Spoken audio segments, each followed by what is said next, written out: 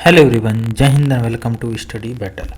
देखिए, अंतर्राष्ट्रीय परिदृश्य करंट अफेयर को देखेंगे। अंतर्राष्ट्रीय परिदृश्य में जो आज चैप्टर स्टार्ट करेंगे, अंतर्राष्ट्रीय संबंध को इसमें देखेंगे। लेकिन इससे पहले हम लोग अंतर्राष्ट्रीय प्रकरणों के विषय में देखेंगे, ये जो कि बहुत इंपॉर्टेंट है। अंतर्राष्ट्रीय प्रकरण के बाद अंतर्राष्ट्रीय संबंध को देखेंगे। जैसे कि अंतर्राष्ट्रीय प्रकरण यहाँ पे है, तो जो पहला है नेपाल में जेनजी आंदोलन के विषय में। नेपाल में जेनजी आंदोलन बहुत ही ज़्यादा वायरल रहा और सत्ता परिवर्तन तक कर दिया, तो इसको हम लोग डिस्कस करेंगे। अभी हाल में सितंबर 2025 में नेपाल में जेनजी, जो कि 1997 और 2012 के मध्य जन्मा जो युवा के द्वारा भ्रष्टाचार और सोशल मीडिया प्रतिबंध के विरोध में अभूतपूर्व आंदोलन देखने को मिला। सरकार के फेसबुक और अन्य सोशल मीडिया पर प्रतिबंध लगाने के बाद हजारों युवा राजधानी जो काठमांडू सहित कई शहरों पर सड़कों पर आ गए और लगभग पुलिस कार्रवाई भी हुई। 50 से अधिक लोगों की मौत हुई। एक अनुमान के अनुसार 72 लोगों की मौत हुई, जिसमें से 1000 से अधिक लोग घायल हो गए। तो इसी को हम लोग देखा है। प्रतिबंध तो किया गया, लेकिन असल में इसका मेन रीज़न जो रहा था भ्रष्टाचार ही रहा था और महंगाई भी रही थी। हर चीज़ को सोशल मीडिया पर लोग वायरल करने लगे कंपैरिजन करके, इस चीज़ की वजह से, और सरकार को सोशल मीडिया प्रतिबंध करना पड़ा, जिसके बाद और ज़्यादा ये आगे बढ़ गया। देखिए, सरकार ने फेसबुक, ट्विटर, यूट्यूब, लिंक्डइन इन सब को लगभग 26 सोशल मीडिया प्लेटफॉर्म को बंद कर दिया और नेपाल के जो सूचना प्रौद्योगिकी और संचार मंत्रालय के नियम के तहत पंजीकरण न कराने के कारण प्रतिबंध किया गया। सोशल मीडिया बैन से नाराज युवा नेताओं पर भ्रष्टाचार के आरोपों पर nepo kids, nepo babies trending hashtag के द्वारा शक्ति प्रदर्शन और जो कि आर्थिक विषमता का मुद्दा उठाने लगे। इसके बाद नेपाल ने इस प्रतिबंधों के विरोध में जेनजी आंदोलन में हिस्सा लेने के अधिकांश युवा 28 वर्ष से कम उम्र के थे। कई स्कूल और कॉलेज यूनिफॉर्म में सड़कों पर उतरे। 8 सितंबर को भारी संख्या में लोग काठमांडू में संसद भवन की ओर कूच किया और इसमें आंसू गैस, पुलिस ने रबड़ की गोली चलाई, जिसकी वजह से फायरिंग भी हुआ और 2 युवाओं की उस समय मौत हो गई और 17 और इटाहरी में 2 युवाओं की मौत हो गई, जिसकी वजह से सैकड़ों लोग घायल हो गए और उसके बाद और भी हिंसा और ज़्यादा बढ़ गया और अनेक शहरों में फैल गया। काठमांडू हो गया, बैरहवारा हो गया, भुटकल पोखरा, इस सब में फैल गया। इसके बाद 8 सितंबर को रात को ही सोशल मीडिया प्रतिबंध को हटा दिया गया और उसी दिन गृह मंत्री रमेश लेखक और फिर 9 सितंबर को केपी शर्मा ओली को इस्तीफा देना पड़ा। इसके बाद यह आंदोलन हिंसक होता गया, जिसमें आंदोलनकारियों ने संसद भवन, प्रशासनिक मुख्यालय, सुप्रीम कोर्ट, राष्ट्रपति निवास, ओली समेत कई प्रधानमंत्रियों मंत्रियों के आवास और सार्वजनिक स्थलों पर आगजनी की और तोड़फोड़ किया। इसके बाद इस हिस्सा में पूर्व प्रधानमंत्री झालानाथ खनाल के घर में भी आगजनी हुई। उनकी पत्नी लक्ष्मी चित्रकार गंभीर रूप से जल गई और बहुत सारे आंदोलनकारियों के द्वारा तोड़फोड़ के बाद हजारों कैदी भाग निकले। इसके बाद सेना को कानून व्यवस्था के लिए तैनात होना पड़ा। इसके बाद आंदोलनकारियों ने जो राजनीतिक दल और उनके यूथ विंग्स को आंदोलन से दूर रखा था ताकि कोई पार्टी इसका श्रेय न ले सके। हामी नेपाल नामक जो एनजीओ है और कई अन्य ऑनलाइन समूहों ने प्रदर्शन की अगुवाई किया था। इसके बाद देखिए, बांग्लादेश, फिलीपींस, श्रीलंका, इंडोनेशिया के जेनजी आंदोलनों से प्रेरणा लेते हुए नेपाल के युवाओं ने व्यापक बदलाव की मांग किया और प्रदर्शनकारियों ने नई संसद, दोषी अधिकारियों को बर्खास्त किया और त्वरित चुनाव की मांग रखा। इसके बाद वीडियोज और हैशटैग के द्वारा नेताओं और उनके बच्चों के जीवन के स्तर पर सवाल उठाए गए।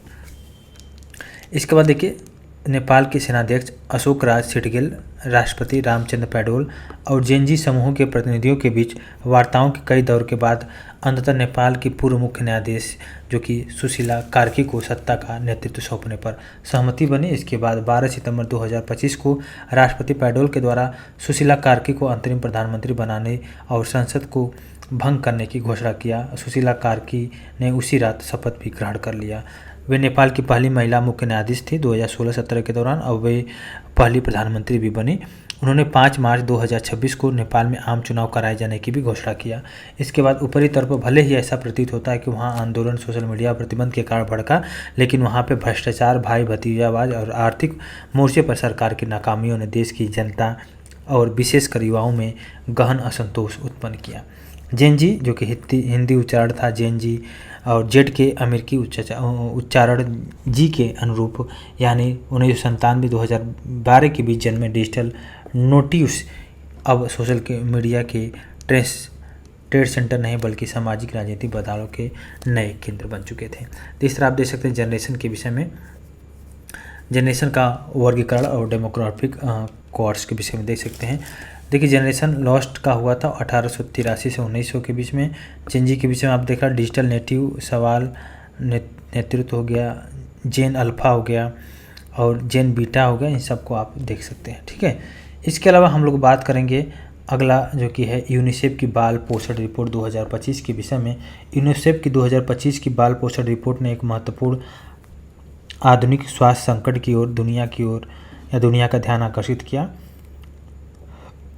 पहली बार ऐसा हुआ कि वैश्विक स्तर पर स्कूल आयु के जो बच्चे हैं और किशोरों में मोटापा अल्पवजन से अधिक व्यापक कुपोषण समस्या बन चुका है।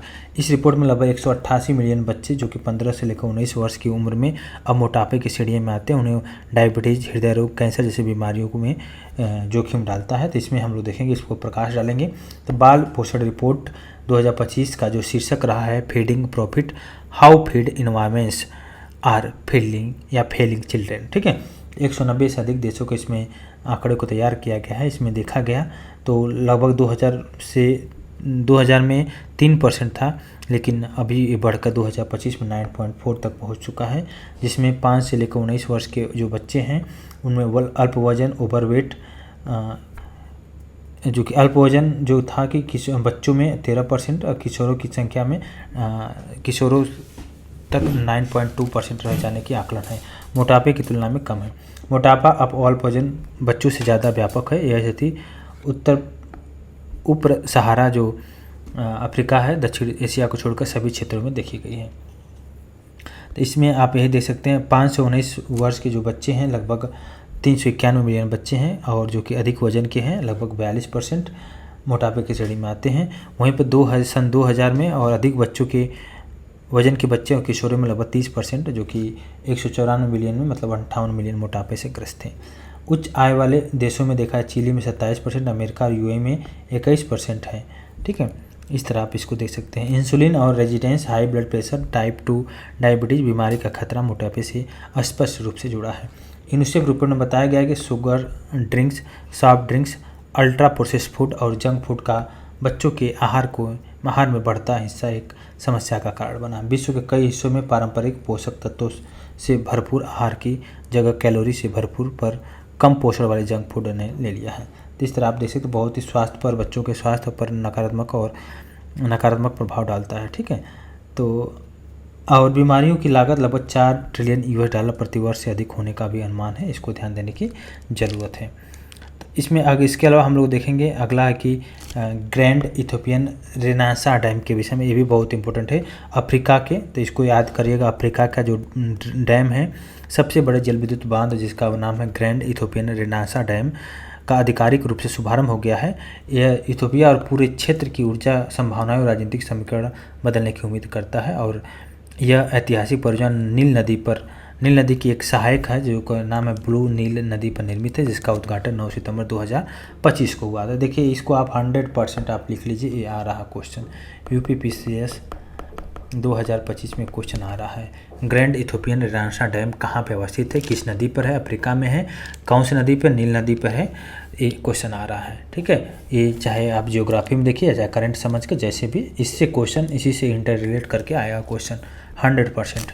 इसका देखो उद्घाटन समारोह में इथोपिया के प्रधानमंत्री अबी अहमद के साथ सोमालिया के राष्ट्रपति थे हसन शेख महमूद, केन्या के राष्ट्रपति विलियम रूटो और अफ्रीकी संघ के अध्यक्ष थे मोहम्मद अली यूसुफ भी इसमें शामिल हुए थे। अफ्रीका का सबसे बड़ा बांध विश्व के 20 सबसे बड़े जल विद्युत बांधों में शामिल हो गया है। लगभग जो विद्युत उत्पादन होगा 5.15 गीगावाट का होगा। तो इस तरह देख सकते हैं। इसके अलावा इस ग्रेविटी बांध की लंबाई 1.78 किलोमीटर है, ऊंचाई 145 मीटर और इसमें 10.7 मिलियन घन मीटर कंक्रीट का इस्तेमाल किया गया है। 2011 में इसका निर्माण हुआ था, $5 बिलियन का खर्चा आया है। और नील नदी के पानी की उपलब्धता में कमी की चिंता है मिस्र और सूडान को। तो दोनों देशों ने बाद के संचालन भराव हेतु कानूनी समझौते की भी मांग किया है। इसके अलावा हम लोग आगे देखेंगे विश्व प्रतिभा रैंकिंग, वर्ल्ड टैलेंट रैंकिंग को विषय में देखेंगे। इसको जारी करता है कौन? इंस्टीट्यूट फॉर मैनेजमेंट डेवलपमेंट इसको जारी करता है। और इसमें किसी देश के द्वारा घरेलू और अंतर्राष्ट्रीय उच्च कौशल विकास के प्रतिभाओं के विकास, उन्हें आकर्षित करने और रोके रखने की क्षमता का मूल्यांकन किया जाता है। तो इसमें हम लोग देखेंगे 9 सितंबर 2025 को IMD जो international institute for management development है और जो कि 2025 इसको जारी किया गया। 69 अर्थव्यवस्थाओं को इसमें शामिल किया गया। पहले नंबर पर स्विट्जरलैंड है, दूसरे नंबर पर लग्जमबर्ग, तीसरे नंबर पर आइसलैंड है। वर्ल्ड टैलेंट रैंकिंग बताओ, स्विट्जरलैंड नंबर 1 है, दूसरा लग्जमबर्ग, तीसरा आइसलैंड है। इसको अब भारत का रैंक कितना? 69 में भारत का रैंक 63वां है, जो कि बहुत ही बेकार है। 2024 में था इसका रैंक 58। तो देख सकते हैं 2025 में वर्ल्ड टैलेंट रैंकिंग में भारत का स्थान 63 है आउट ऑफ 69। बिल्कुल है बेकार रैंकिंग है। तो भारत को टैलेंट के रूप में और ध्यान देने की ज़रूरत है।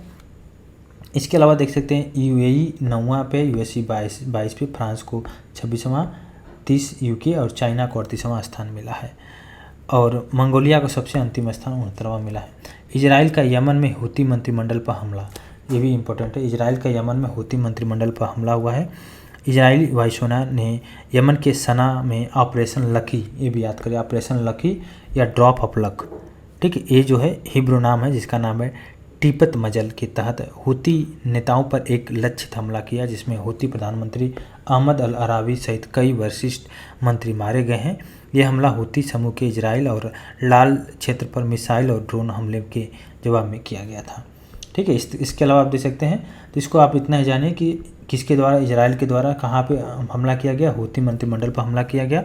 ऑपरेशन का क्या नाम था? ऑपरेशन लकी ड्रॉप या ड्रॉप ऑफ लक। क्लियर हुआ?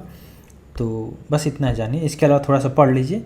हमले में हूती प्रधानमंत्री अहमद अल अरावी, रक्षा मंत्री मोहम्मद अल अतीफ़ी और चीफ ऑफ स्टाफ मोहम्मद अल करीम अल घामरी सहित अन्य मंत्रियों जो थे उनको निशाना बनाया गया था। और यह हमला सना के बेइत बाबस इलाके में हुआ था, जहाँ पे बैठक में थे सभी लोग। और टेलीविज़न हूती नेता अब्दुल मालिक अल हूती का टेलीविज़न भाषण देख रहे थे। इजरायली वायुसेना ने 5 मिनट के भीतर कई मिसाइलें दागी और इजरायली खुफिया तंत्र की मदद से इस हमले के लिए सटीक और तत्काल जानकारी जुटाई गई थी, ठीक है। इसका देखिए, इजराइल ने इस हमले को राष्ट्रीय सुरक्षा के लिए ज़रूरी और हूती ड्रोन और मिसाइल हमलों का जवाब बताया था। 30 अगस्त को हूती उप प्रधानमंत्री मोहम्मद मित्ता कार्यवाहक प्रधानमंत्री बने थे, ठीक है। और इसके अलावा हम लोग आगे देखेंगे, इसके बाद भी 10 सितंबर को इजराइल ने यमन के सना और अल जौफ में हमला किया, लगभग 35 लोग मारे गए थे। तो इसका पृष्ठभूमि अगर देखा जाए तो इजराइल पर हमले के हमास के द्वारा इजराइल पर हमले के बाद प्रारंभ हुआ गाजा युद्ध में फिलिस्तीन के समर्थक में हूतियों ने इजराइल और लाल सागर में अंतर्राष्ट्रीय जहाज़ों पर मिसाइल और ड्रोन हमले शुरू किए थे। अमेरिका जो अगुवाई वाले गठबंधन हूतियों के खिलाफ हवाई अभियान शुरू किया, जो कि मई 2025 में एक समझौते के बाद थमा। इसके बाद जुलाई 2024 में तेल अवीव पर हूती हमले के बाद इजराइल ने यमन में हवाई हमला किया था। तो इस तरह का चीज़ें हुआ था। इसके बाद संघर्ष बहुत बार होता रहा। हूती का जो समर्थन रहा है, ईरान का समर्थन रहा है, यमन का आंतरिक गृह युद्ध और इजराइल हमास युद्ध के प्रभाव में शामिल है। इंडोनेशिया में व्यापक विरोध प्रदर्शन के विषय में हम लोग बात करेंगे। हाल में भी अगस्त 2025 में देशव्यापी विरोध प्रदर्शन होते हुए, जिनका मुख्य कारण था सांसदों के अत्यधिक वेतन भत्ते, बढ़ती महंगाई, पुलिस कार्रवाई से उपजा आक्रोश। ये प्रदर्शन बड़े पैमाने पर जकार्ता समेत कई शहरों में फैल गया और भारी हिंसा में बदल गए थे। तो इसमें आप देखेंगे कि 25 अगस्त 2025 से राजधानी जकार्ता में शुरू हुए और जल्द ही पूरे देश में हालिया जो विरोध फैल गया था। इसमें स्थानीय संपत्ति करों में भारी वृद्धि के प्रस्ताव के साथ साथ सांसदों की वेतन अधिक और प्रतिमाह 50 मिलियन इंडोनेशियाई जो रुपया है तक आवास भत्ते मिलने की खबर सामने है, जो बढ़ती महंगाई के दौर में आम जनता के लिए अस्वीकार थी। देखिए, यही सब रीजन रहा है कि नेपाल में भी यही रीजन रहा, श्रीलंका में भी यही रीजन रहा और बांग्लादेश में भी यही रीजन रहा और इंडोनेशिया में आप देख ही रहे हैं। और हमारे हिसाब से कुछ ही समय में भारत में भी विरोध प्रदर्शन देखने को मिलेगा, क्योंकि नेताओं के सैलरी भत्ते, आवास सुविधा कितना तेज़ी से बढ़ रहा है और आम जनता के जो सरकारी कर्मचारी हो चाहे प्राइवेट कर्मचारी, उनके सैलरी जो कि 10,000, 20,000, 30,000 के आसपास ही लोग मेहनत कर रहे हैं। बहुत ही कम लोग हैं जो कि अच्छे सैलरी पैकेज पा रहे हैं। तो इस तरह चीज़ें हैं। और तो इस तरह हम लोग आगे देखेंगे।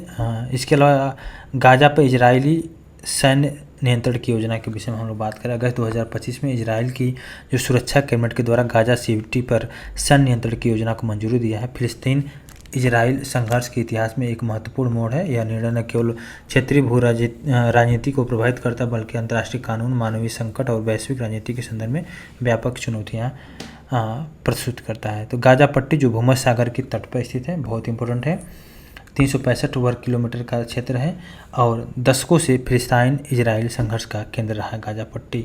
2007 से हमास के नियंत्रण में रहने वाला यह क्षेत्र निरंतर तनाव और संघर्ष का स्तर रहा है। 7 अक्टूबर 2023 को हमास के नेतृत्व में हुए आतंकवादी हमले के बाद शुरू हुआ संघर्ष अब भी निरंतर जारी रहा है। ठीक है, तो इजराइल ने गाज़ा पट्टी पर सैन्य नियंत्रण की योजना घोषित कर एक नया वैश्विक तनाव उत्पन्न कर दिया है। और गाज़ा के स्वास्थ्य मंत्रालय के अनुसार 10 सितंबर 2025 को लगभग 64,656 फिलिस्तीनी मारे जा चुके हैं। 7 अगस्त 2025 के एक इंटरव्यू में इजरायली प्रधानमंत्री बेंजामिन नेतन्याहू ने कहा था, इजराइल पूरी गाज़ा पट्टी पर सैन्य नियंत्रण लेना चाहता है, प्रशासन नहीं करना चाहता, बल्कि सुरक्षा परिधि बनाकर प्रशासन अरब फोर्सेस को सौंपना चाहता है। 8 अगस्त को जारी वक्तव्य में इजराइल की राजनीति जो सुरक्षा कैबिनेट ने पहले चरण में गाज़ा सिटी पर नियंत्रण की योजना को मंजूरी दे दिया है। इसमें देख सकते हैं 5 सिद्धांतों को स्वीकार किया गाज़ा की सुरक्षा कैबिनेट ने। हमास की सैन्य क्षमता का पूर्ण समापन, सभी बंधकों जीवित और मृत की वापसी, गाज़ा क्षेत्र का विसैनिकरण, क्षेत्र की समग्र सुरक्षा व्यवस्था पर इजराइल का अधिकार, हमास फिलिस्तीन प्राधिकरण के अतिरिक्त किसी वैकल्पिक नागरिक प्रशासन की व्यवस्था। तो इस तरह का चीज़ें है। तो इसको आप जानते हैं, बहुत ज़्यादा इम्पोर्टेंट है नहीं, तो जो चीज़ें था उसको हमने बता दिया। तो अभी हाल में देखिए, अगर ताज़ा आकलन के अनुसार लगभग 48 से 50 बंधक जो किसी फैसले के दबाव बनाकर खतरा, इस तरह चीज़ें हैं। विभिन्न यूएन एजेंसी और राहत ठीक देखिए 3 सितंबर 2025 को हमास ने ऑपरेशन मोसेस स्टाफ नामक प्रत्याक्रमण की घोषणा किया था। आशंका है कि हमास ने इजरायली बंधकों को गाज़ा सिटी के संघर्ष के क्षेत्रों में स्थानांतरित कर दिया और उन्हें मानव शील्ड के रूप में प्रयोग कर सकता है। 4 सितंबर 2025 तक इजरायली सैन्य बलों ने गाज़ा सिटी के 40% पर नियंत्रण स्थापित किया और वहां के शेष क्षेत्रों पर इजरायली हमले और बमबारी को जारी रखा। ऑपरेशन गिडियॉन्स चेरिश सेकेंड के विषय में हम लोग देखा जाए तो इजरायली रक्षा बल IDF के द्वारा गाज़ा सिटी पर कब्जा करने की दूसरी मुहिम है। यह अगस्त 2025 के मुख्य अभियान ऑपरेशन गिडियॉन्स चेरिश को निरंतरता में है। ठीक है, इसके अलावा हम बात करेंगे अगला रूस यूक्रेन युद्ध 2025 के अद्यतन के विषय में हम बात करें तो देखिए रूस यूक्रेन युद्ध अपने चौथे वर्ष में प्रवेश के साथ साथ अभूतपूर्व कूटनीतिक गतिविधियों की ओर गतिमान हुआ। रियाद में अमेरिका रूस वार्ता हुई, यूरोप की समांतर बैठक में अलास्का में ट्रंप पुतिन की शिखर वार्ता हुई, यूरोपीय नेतृत्व वाला कोलियंस ऑफ द विलिंग्स की गतिविधियों तक रहा।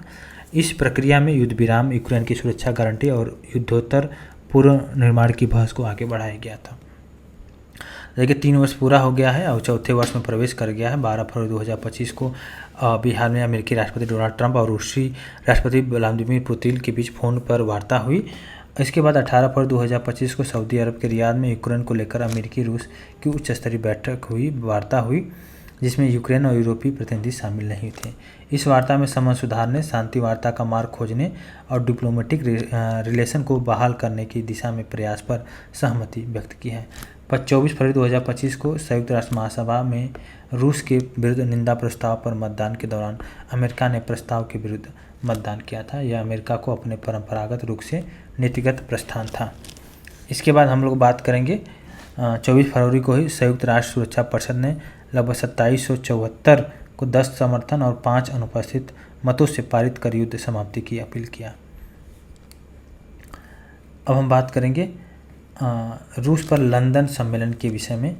इसके बाद यूक्रेन पर लंदन सम्मेलन में यूरोपीय नेताओं ने इच्छुक लोगों को गठबंधन प्रारूप में यूक्रेन के समर्थन में शांति रोडमैप बनाने पर सहमति के संकेत दिए। वहीं पर 6 मार्च 2025 को ब्रुसेल्स में यूरोपीय परिषद की विशेष बैठक में यूरोपीय रक्षा क्षमता बढ़ाने और यूक्रेन समर्थन पर ठोस प्रावधानों की दिशा में कदम बढ़ाए। अलास्का के ज्वाइंट बेस अल्मेडार्फ रिचर्डसन में डोनाल्ड ट्रंप और व्लादिमीर पुतिन के बीच शिखर वार्ता हुआ था अभी हाल में 15 अगस्त 2025 को, और इसमें हालांकि कोई समझौता हो नहीं सका। 18 अगस्त 2025 को व्हाइट हाउस में अमेरिकी राष्ट्रपति की पहली यूक्रेन के राष्ट्रपति व्लादिमीर जेलेंस्की और फिर यूरोपीय नेताओं के साथ वार्ता हुई, जिसमें युद्ध को शीघ्र रोकने और युद्ध पश्चात यूक्रेन को सुरक्षा गारंटी प्रदान किए जाने पर बल दिया गया। 35 यूक्रेन समर्थक देश यूक्रेन के लिए सुदृढ़ सुरक्षा गारंटियों की दिशा में इसका नेतृत्व करता था यूके और फ्रांस के तहत काम कर रहे हैं, जो कि America air power intelligence support जैसे बैक एंड रोल पर विचाररत है। तो इस तरह आप देख सकते हैं, ठीक है। इसको देखिए, नेपाल भारत सीमा विवाद के विषय में अभी हाल में ही भारत नेपाल सीमा विवाद मुख्यतः जो लिम्पियाधुरा कालापानी लिपुलेख तराई से जुड़ा है। वर्ष 2025 में भारत चीन के बाद लिपुलेख में सीमा व्यापार पुनर्बहाल करने के निर्णय से यह मुद्दा फिर सुर्खियों में आया। भारत और नेपाल ने अपने अपने आधिकारिक रुख दोहराए हैं। लिम्पुधुरा कालापानी लिपुलेख उत्तराखंड के पिथौरागढ़ जिले में है। नेपाल ने इसे काली नदी के पूर्व अपने भूभाग का हिस्सा मानता है, जबकि भारत का स्पष्ट मानना कि यह क्षेत्र उसके ऐतिहासिक और प्रशासनिक क्षेत्राधिकार में आता है। 1816 की जो सुगौली संधि हुई थी, ये भी इम्पोर्टेंट है, देखिए इसको इस इतिहास का परिप्रेक्ष्य में याद कर लीजिएगा, जिसमें ब्रिटिश भारत और नेपाल के बीच सीमा रेखा निर्धारित की गई थी। सुगौली संधि में काली नदी की सीमा माना गया था, लेकिन नदी के स्रोत को लेकर स्पष्ट व्याख्या नहीं थी, जिससे इस क्षेत्र का सीमा विवादित बना था। भारतीय जो गैजेटियर परंपरा में काला पानी के सोते से आरंभिक धारा का उल्लेख मिलता है। कुटी यांगटी नदी से मिलन के बाद नदी काली कहलाती है। काली नदी का मूल उद्गम जो कि काला पानी से निकट है, जबकि नेपाली पक्ष का मानना है कि काली नदी का उद्गम लिम्पुधारा के निकट से निकलने वाली कुंटी यांगटी नदी की धारा है। नदी के उद्गम स्रोत को भिन्न भिन्न मानने के कारण नेपाल इन भारतीय क्षेत्रों को लेकर विवाद उत्पन्न करता है। भारत और चाइना के बीच लिपुलेख दर्रे से होकर व्यापार तीर्थयात्रा का औपचारिक आधार 1954 के भारत चीन व्यापार और पारंपरिक आवागमन समझौते में दर्ज है। लिपुलेख दर्रे से भारत चीन व्यापार 2020 के गलवान संघर्ष और कोविड-19 के कारण अस्थायी रूप से हाल के वर्षों में बंद था। अगस्त 2025 में चीनी विदेश मंत्री की भारत यात्रा के दौरान भारत चीन ने स्थल मार्गों से व्यापार की पुनर्बहाली पर सहमति जताई, जिस पर नेपाल ने औपचारिक आपत्ति को दोहराते हुए क्षेत्र में अपना दावा पुनः दर्ज कराया और दोनों देशों से वहां गतिविधियों न करने का आग्रह किया। 2020 में नेपाल ने नया राजनीतिक मानचित्रण जारी किया। लिम्पुधारा काला पानी और लिपुलेख को अपने क्षेत्र में दर्शाया था। भारत ने इस मानचित्र और नेपाल के दावों को पूरी तरह से खारिज करते हुए इसे ऐतिहासिक तथ्यों के विरुद्ध और अस्वीकार माना। इसको देखिए, अर्मेनिया अजरबैजान की शांति समझौता अभी हाल में बहुत इंपॉर्टेंट रहा। तो एशिया के दक्षिण पश्चिम हिस्से पर स्थित दक्षिण काकेशस में नारगोने काराबाख क्षेत्र को लेकर अर्मेनिया और अजरबैजान के बीच दशकों से विवाद चला रहा। 8 अगस्त 2025 को वाशिंगटन डीसी में आयोजित त्रिपक्षीय बैठक में अर्मेनिया और अजरबैजान ने इस लंबे संघर्ष को समाप्त करने के एक ऐतिहासिक समझौते पर हस्ताक्षर किया है। तो इसमें डोनाल्ड ट्रंप का बहुत बड़ा रोल रहा। तो लगभग 37 वर्षों से चला आ रहा था। अमेरिका की मध्यस्थता से प्रारंभ हुआ संघर्ष के अंत की दिशा, ठीक है, जिसको बस याद कर लीजिएगा। और अर्मेनिया के प्रधानमंत्री निकोल पाशिनियान और अजरबैजान के राष्ट्रपति इल्हाम अलीयेव के साथ राष्ट्रपति ट्रंप ने भी इस संदर्भ में जारी संयुक्त घोषणा पत्र पर हस्ताक्षर किए, ठीक है। अब देखिए, Trump route for international peace and property के विषय में अगर हमको देखा जाए तो TRIPP नामक रणनीतिक ट्रांजिट कॉरिडोर स्थापित होगा, जो अर्मेनिया होते हुए अजरबैजान के मुख्य भूभाग को उसके अर्मेनिया के दक्षिण पश्चिम में स्थित नखचिचान एस्क्लेसे से जोड़ा जाएगा, ठीक है। अमेरिका के इस कॉरिडोर पर अर्मेनिया से विशेष विकास अधिकार प्राप्त होंगे, जिसमें सड़क, रेलवे, तेल और गैस पाइपलाइन और संचार नेटवर्क का विकास शामिल होगा। यह कॉरिडोर अर्मेनिया की प्रभुत्व का और कानून के तहत प्रसारित होगा। यह अजरबैजान के तुर्की तक प्रत्यक्ष मार्ग उपलब्ध कराएगा। समझौते के मसौदे में दोनों देशों ने औपचारिक राजनयिक संबंध स्थापित करने पर सहमति दी है। समझौते के कार्यान्वयन की निगरानी के लिए द्विपक्षीय आयोग बनाने का प्रावधान है। अर्मेनिया ने नारगोने काराबाख पर अजरबैजान की संप्रभुता को विधिवत स्वीकार करने पर सहमति व्यक्त की है। अर्मेनिया अजरबैजान विवाद के समाधान हेतु लंबे समय से सक्रिय यूरोपीय सुरक्षा और संगठन को मिन्स्क प्रक्रिया की वार्ता प्रणाली को भंग करने की संयुक्त अपील पर भी हस्ताक्षर किए हैं। तो दोनों देशों ने इस दशक पुराने विवाद का समाधान का श्रेय अमेरिकी राष्ट्रपति डोनाल्ड ट्रंप को देते हुए उन्हें शांति के नोबेल पुरस्कार हेतु नामित करने की भी घोषणा किया है। तो हमको लग रहा है कि ट्रंप शांति का नोबेल पुरस्कार लेकर ही मानेंगे। थाईलैंड कंबोडिया सीमा संघर्ष के विषय में हम लोग बात करें।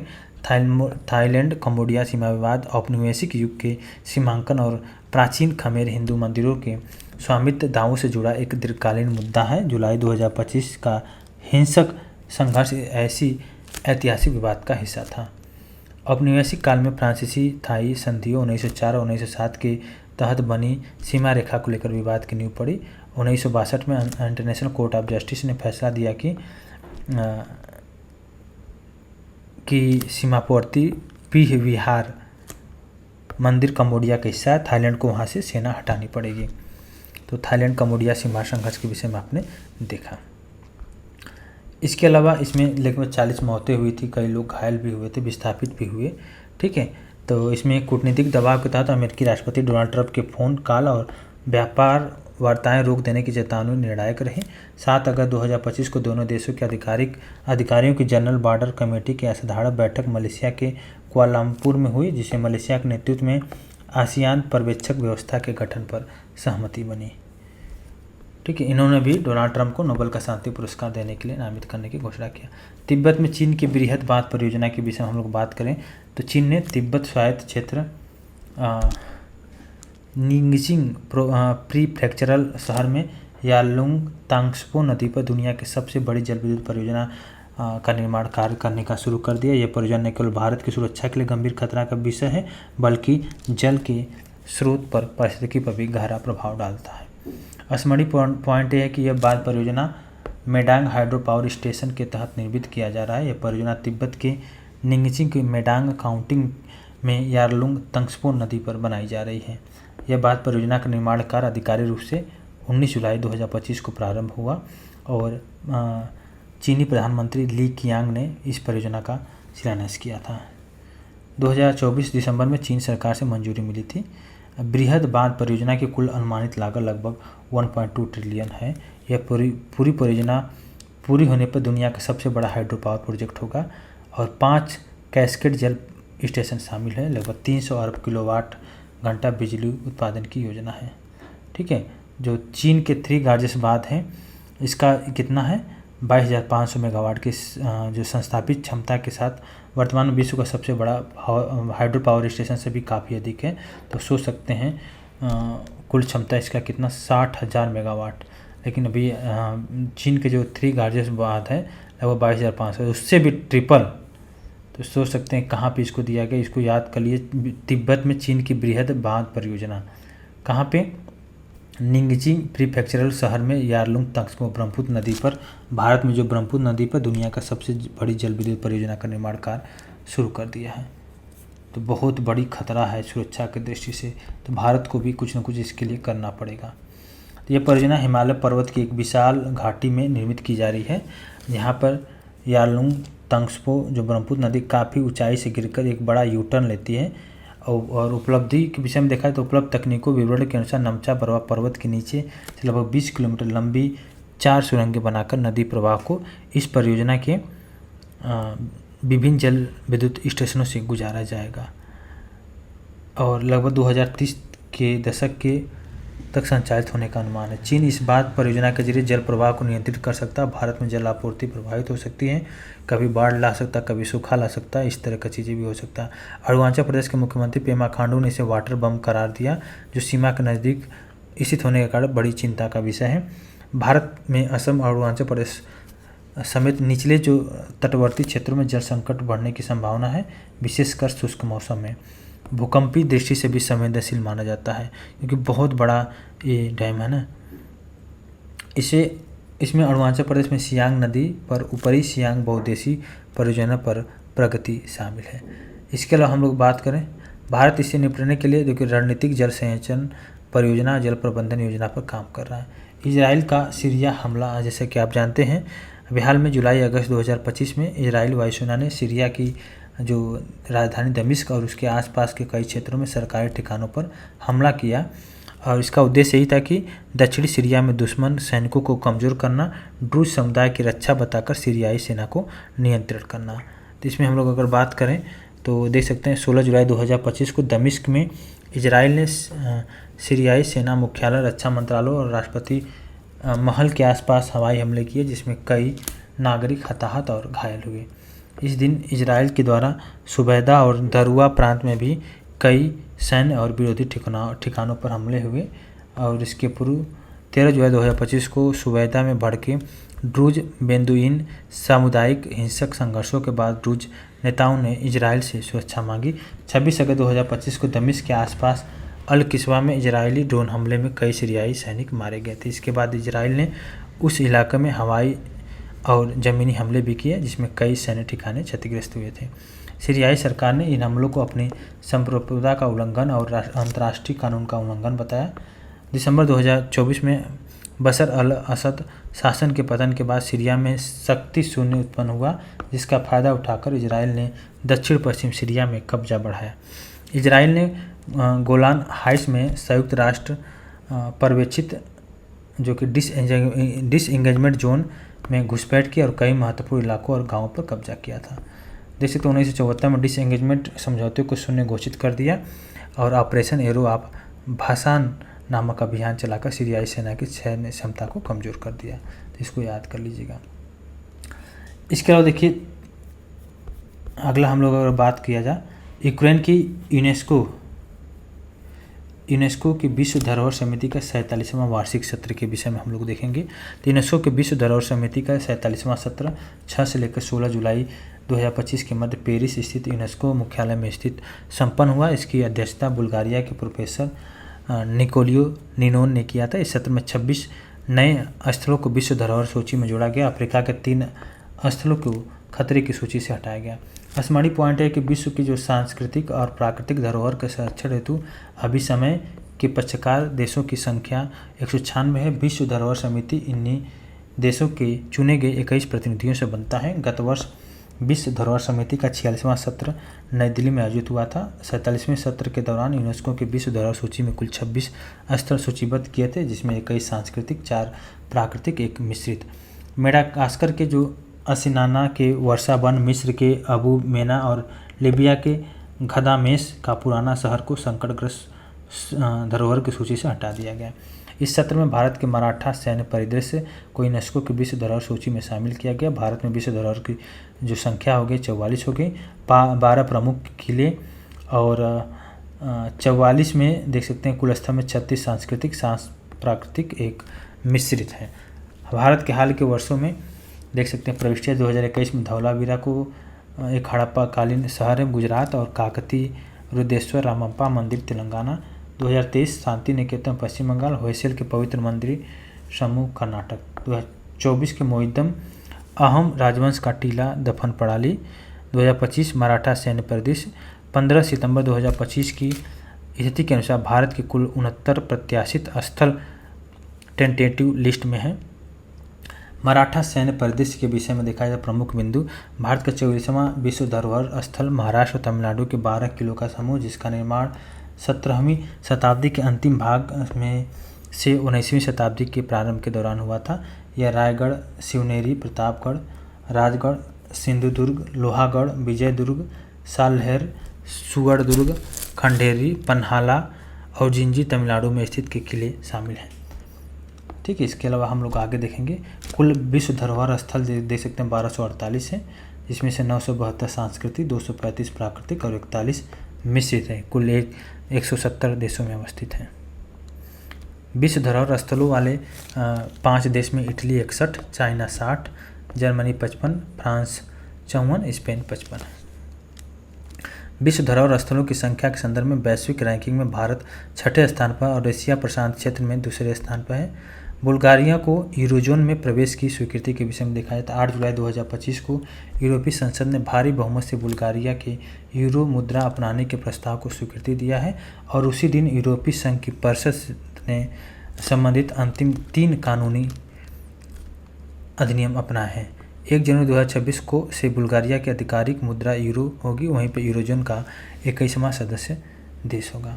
स्मरणीय पॉइंट है कि 1 जनवरी 2026 से बुल्गारिया में यूरो आधिकारिक मुद्रा बनेगी। यूरो लागू होने के 1 माह तक नगद लेन देन से बुल्गारिया लेव और यूरो दोनों वैध में रहेंगे। 6 महीने तक बैंक लेव को यूरो में निःशुल्क बदलेंगे। 1 यूरो बराबर 1.95583 लेव है। यूरोजन के देश 2025 तक देखा है तो Austria, Belgium, Finland, France, Germany, Ireland, Italy, Luxembourg, Netherland, पुर्तगाल, Spain, Greece, Slovenia, Malta, Cyprus, ये सब देखा जाए तो 1 जनवरी 2023 से 20वां सदस्य। बुल्गारिया 1 जनवरी 2026 से यूरोजोन का 21वां सदस्य देश बनेगा। बुल्गारिया के अतिरिक्त यूरोपीय संघ के कुल 27 में से 6 देशों ने यूरो मुद्रा को अब तक न अपनाते हुए अपने राष्ट्रीय मुद्राओं का प्रयोग जारी रखा है। ये 6 देश देख सकते हैं: चेक गणराज्य, जिसमें से चेक koruna crown, Denmark Danish krone, Hungary forint, Poland, Romania, ये सब देख सकते हैं।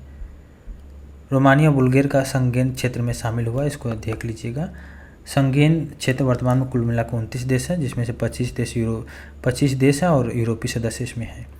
संघेन क्षेत्र मतलब होता है यूरोपीय मुक्त व्यापार संघ के सभी सदस्य, आइसलैंड, ये सब इसमें शामिल हैं।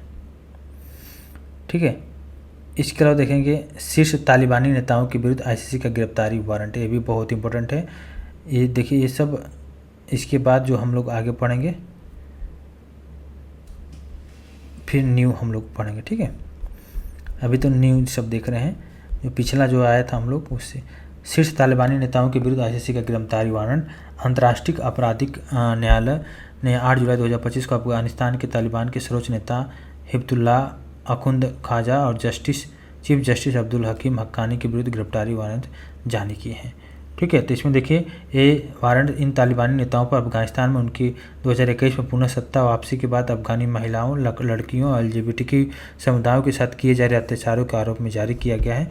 इस पर तालिबान की लैंगिक नीति का अनुपालन न करने वाले और राजनीतिक आधार पर महिलाओं और लड़कियों के समर्थक माने जाने वाले व्यक्तियों पर अत्याचार के आरोप में यह पहली बार है जब ICC ने लिंग आधारित उत्पीड़न के मामले में किसी राष्ट्र के शीर्ष पदों पर आसीन नेतृत्व और न्यायाधीश के विरुद्ध गिरफ्तारी वारंट जारी किए हैं। इसको देख सकते हैं। ICC के द्वारा मार्च 2023 में रूसी राष्ट्रपति व्लादिमीर पुतिन और नवंबर 2024 में इजरायली प्रधानमंत्री बेंजामिन नेतन्याहू के भी विरुद्ध गिरफ्तारी वारंट जारी किए गए हैं। पेरू में प्राचीन शहर की खोज के विषय में हम लोग बात किया जाए तो जुलाई 2025 में दक्षिण अमेरिकाई देश पेरू के पुरातत्व वैज्ञानिकों ने पेरू के उत्तरी लीमा क्षेत्र के हुरौरा प्रांत में लगभग 3500 से 3800 वर्ष पुरानी एक प्राचीन नगरी जिसका नाम है पेनिको की खोज संबंधित निष्कर्षों की घोषणा किया है। यह अमेरिकी महाद्वीपों की सबसे पुरानी सभ्यताओं में से एक कैरल सभ्यता के पतन के समय अस्तित्व में आया था। इसका देखिए प्राचीन पेनिको की समयावधि लगभग 1800 से 1500 ईसा पूर्व निर्धारित की गई है। ये पेरू की हुरैरा प्रांत में स्थित है। लगभग 8 वर्षों की खोज और उत्खनन के बाद 3 जुलाई 2025 को इसकी खोज की जानकारी सार्वजनिक किया गया है। यहाँ से 18 प्रमुख प्राचीन इमारतें मिली हैं जिनमें सार्वजनिक भवन, मंदिर, आवासीय संरचनाएं शामिल हैं। पत्थर के औजार, सीप, मनकों के हार, मिट्टी की मूर्तियाँ, शंख से बनी तुरही के भित्ति चित्र, मानव और पशु आकृति की प्रतिमाओं समेत विविध सांस्कृतिक वस्तुएं मिली हैं। सीरिया के अंतर सरकारी संगठनों में सदस्यताओं के विषय में देखा जाता है। गृह युद्ध के दौरान प्रतिबंधों पर निलंबनों का सामना करने वाले सीरियाई के लिए अब अंतर्राष्ट्रीय स्वीकार्यता का मार्ग खुल गया है। असद शासन के पतन के बाद एक और अमेरिका USA ने सीरिया पर लगे अधिकांश प्रतिबंध हटाने की घोषणा की ताकि देश के पुनर्निर्माण में मदद मिल सके। वहीं दूसरी ओर प्रमुख अंतर सरकारी संगठनों में सीरिया की निलंबित सदस्यता की क्रमिक रूप से पुनर्बहाल हुई है। स्मरणीय पॉइंट है कि यूनियन फॉर द मेडिटेरेनियन में पुनर्प्रवेश के विषय में देखा जाए तो UFM यूरोपीय संघ और मध्य सागरीय देशों का एक संयुक्त मंच है जिनकी स्थापना 2008 में बार्सिलोना प्रक्रिया के तहत की गई थी। 14 वर्ष के स्वनिलंबन के बाद सीरिया ने फिर से UFM में सक्रिय भागीदारी शुरू किया है। 8 जुलाई 2025 को ब्रुसेल्स में आयोजित UFM के वरिष्ठ अधिकारियों की बैठक में सीरिया ने पूर्ण सदस्य के तौर पर भाग लिया। वर्तमान में UFM के 43 सदस्य देश हैं। यूरोपीय के संघ के 27 सदस्य देश हैं और 16 दक्षिणी और पूर्व भूमध्य सागरीय देश हैं। इसमें आप देख सकते हैं इजरायली सहयोग संगठन OIC में पुनर्बहाली, 13 वर्षों के बाद सीरिया की सदस्यता बहाल किया है OIC। ठीक है, इसको आप देख लीजिएगा। OIC का मुख्यालय 1969 में इसका स्थापना हुआ, जिहाद इसका मुख्यालय है। अरब लीग में सदस्यता की भी वापसी हुई सीरिया को। इसके अलावा हम लोग बात करें, अरब लीग का जो स्थापना हुआ था, कुल मिलाकर 22 सदस्य हैं। अफ्रीका के, एशिया और अफ्रीका कुल मिलाकर 22 सदस्य हैं। 1945 में स्थापना हुआ था, काहिरा में इसका मुख्यालय। वर्ल्ड गिविंग रिपोर्ट 2025 के विषय में हम लोग देखा, चैरिटीज एड एंड फाउंडेशन के द्वारा वर्ल्ड गिविंग रिपोर्ट को जारी किया गया था। और वर्ल्ड गिविंग रिपोर्ट 2025 जो जेनरसिटी से संबंधित वैश्विक प्रवृत्तियों पर प्रकाश डालता है, जो कि 2010 से 2024 तक यह रिपोर्ट वर्ल्ड गिविंग इंडेक्स के रूप में जारी करता है। इसमें देखा 101 जो देशों को शामिल किया गया है। इसमें नाइजीरिया विश्व का सबसे, यहाँ पे नाइजीरिया हो गया, पहले इंडोनेशिया शायद था, सबसे उदार कंट्री में से आता है, जो कि, और इसके अलावा देखिए उसके बाद दान की गई व्यक्तिगत आय के औसतन संदर्भ में मिस्र सेकंड, चीन और घाना, केन्या, युगांडा ये सब आते हैं। भारत को इसमें कतर, UAE के साथ संयुक्त रूप से 7वां स्थान मिला है। वर्ल्ड गिविंग इंडेक्स में शामिल 142 देशों में इंडोनेशिया को शीर्ष स्थान प्राप्त हुआ, जबकि भारत को 26 स्थान। ये वर्ल्ड गिविंग रिपोर्ट में 2024 की बात हो रहा था। देखिए, रूस के द्वारा तालिबान सरकार को मान्यता। जुलाई 2025 में रूस ने तालिबान शासन को औपचारिक मान्यता देकर एक महत्वपूर्ण राजनीतिक संदेश दिया। यह निर्णय केवल अफगानिस्तान की राजनीति की नहीं, बल्कि भारत, मध्य एशिया और वैश्विक संतुलन को भी प्रभावित करता है। तो तालिबान सरकार, जिसका नाम इस्लामिक अमीरात ऑफ अफगानिस्तान को आधिकारिक मान्यता प्रदान करने की घोषणा के साथ वहाँ के नए राजदूत जो कि गुल हसन के क्रेडेंशियल को स्वीकार किया। 3 जुलाई को ही मास्को स्थित अफगानी दूतावास में पूर्ववर्ती शासन इस्लामिक रिपब्लिक ऑफ अफगानिस्तान के 3 रंगों वाले ध्वज को उतारकर उनके स्थान पर तालिबानी सरकार के श्वेत श्याम ध्वज को फहराया गया। 2021 में अफगानिस्तान से अमेरिका नेतृत्व वाले सैन्य बलों को वापसी के बाद यहाँ पर तालिबान ने पुनः सत्ता को अधिग्रहण कर लिया। इसके बाद रूस अफगानिस्तान की इस तालिबान सरकार को आधिकारिक मान्यता प्रदान करने वाला विश्व का पहला देश बन चुका है। इसको ध्यान देने की ज़रूरत है, बहुत इंपॉर्टेंट है। देखिए, 1996 से 2001 तक अफगानिस्तान में तालिबान शासक इस्लामिक अमीरात ऑफ अफगानिस्तान के रूप में रहा, जिसको संयुक्त राष्ट्र से केवल 3 सदस्य देश पाकिस्तान, सऊदी अरब अमीरात और संयुक्त अरब अमीरात के द्वारा वैध सरकार के रूप में मान्यता दी गई थी। अब देखिए, अफगानिस्तान पर संयुक्त राष्ट्र महासभा का प्रस्ताव। UNGA के द्वारा अफगानिस्तान की परिस्थिति पर प्रस्ताव 116-2 के बहुमत से अंगीकृत किया गया। अमेरिका और इजराइल ने इस प्रस्ताव के विरुद्ध में मतदान किया। भारत सहित कुल 12 देश ने इससे दूर रहे, जबकि जर्मनी, आयरलैंड और स्वीडन के द्वारा ये प्रस्ताव लाया गया था। DR कांगो रवांडा शांति समझौते के विषय। डेमोक्रेटिक रिपब्लिक ऑफ कांगो और रवांडा ने जून 2025 में एक महत्वपूर्ण शांति समझौता पर हस्ताक्षर किया, जिसका लक्ष्य यही था कि पूर्वी DR कांगो में दशकों से जारी संघर्ष को समाप्त करना, सीमा सुरक्षा को मजबूत करना और क्षेत्रीय आर्थिक सहयोग को बढ़ावा देना। ठीक है, इसमें अमेरिका ने मध्यस्थता किया था। तो हमको लग रहा है कि देखिए, डोनाल्ड ट्रंप ने बहुत अच्छा काम किया है, ऐसा नहीं है। इस समझौते को वाशिंगटन अकॉर्ड भी कहा गया था। ठीक है, और समझौते में रवांडा की सेनाओं की पूर्वी DR कांगो से 90 दिनों के अंदर पूरी तरह से वापसी का प्रावधान है, जबकि DR कांगो अपने क्षेत्र में सक्रिय रवांडा के विद्रोही समूह democratic forces of the liberation of Rwanda को समर्थन समाप्त करने पर सहमति हुआ है। ठीक है, तो इसको आप ध्यान देने की ज़रूरत है। इसके अलावा हम लोग बात करेंगे वैश्विक शांति सूचकांक 2025 के। इसको ग्लोबल पीस इंडेक्स विश्व शांति के स्तर को मापने का एक प्रमुख वार्षिक सूचकांक है। इसको जारी करता है institute for economics and peace. 163 देश इसमें सम्मिलित थे और इसमें 23 मात्रात्मक और गुणात्मक इंडिकेटर के आधार पर इसका आकलन किया गया है। और इसमें देखा गया कि इसमें आइसलैंड सबसे ज़्यादा शांतिपूर्ण देश बना हुआ है रैंक 1 पर। इसके बाद आयरलैंड है, देन न्यूजीलैंड आता है और भारत का वहीं पे 115 स्कोर है ग्लोबल पीस इंडेक्स में। तो और देखा जाए तो पश्चिमी और मध्य यूरोप विश्व का सबसे शांतिपूर्ण क्षेत्र रहा है। 10 शांत क्षेत्रों में से 8 क्षेत्र इसी में से आते हैं। ठीक है, दूसरा शांत क्षेत्र एशिया और प्रशांत रहा है। मध्य पूर्वी और उत्तर अफ्रीका सबसे अशांत क्षेत्र है। वहीं पर दक्षिण एशिया विश्व का दूसरा अशांत क्षेत्र है।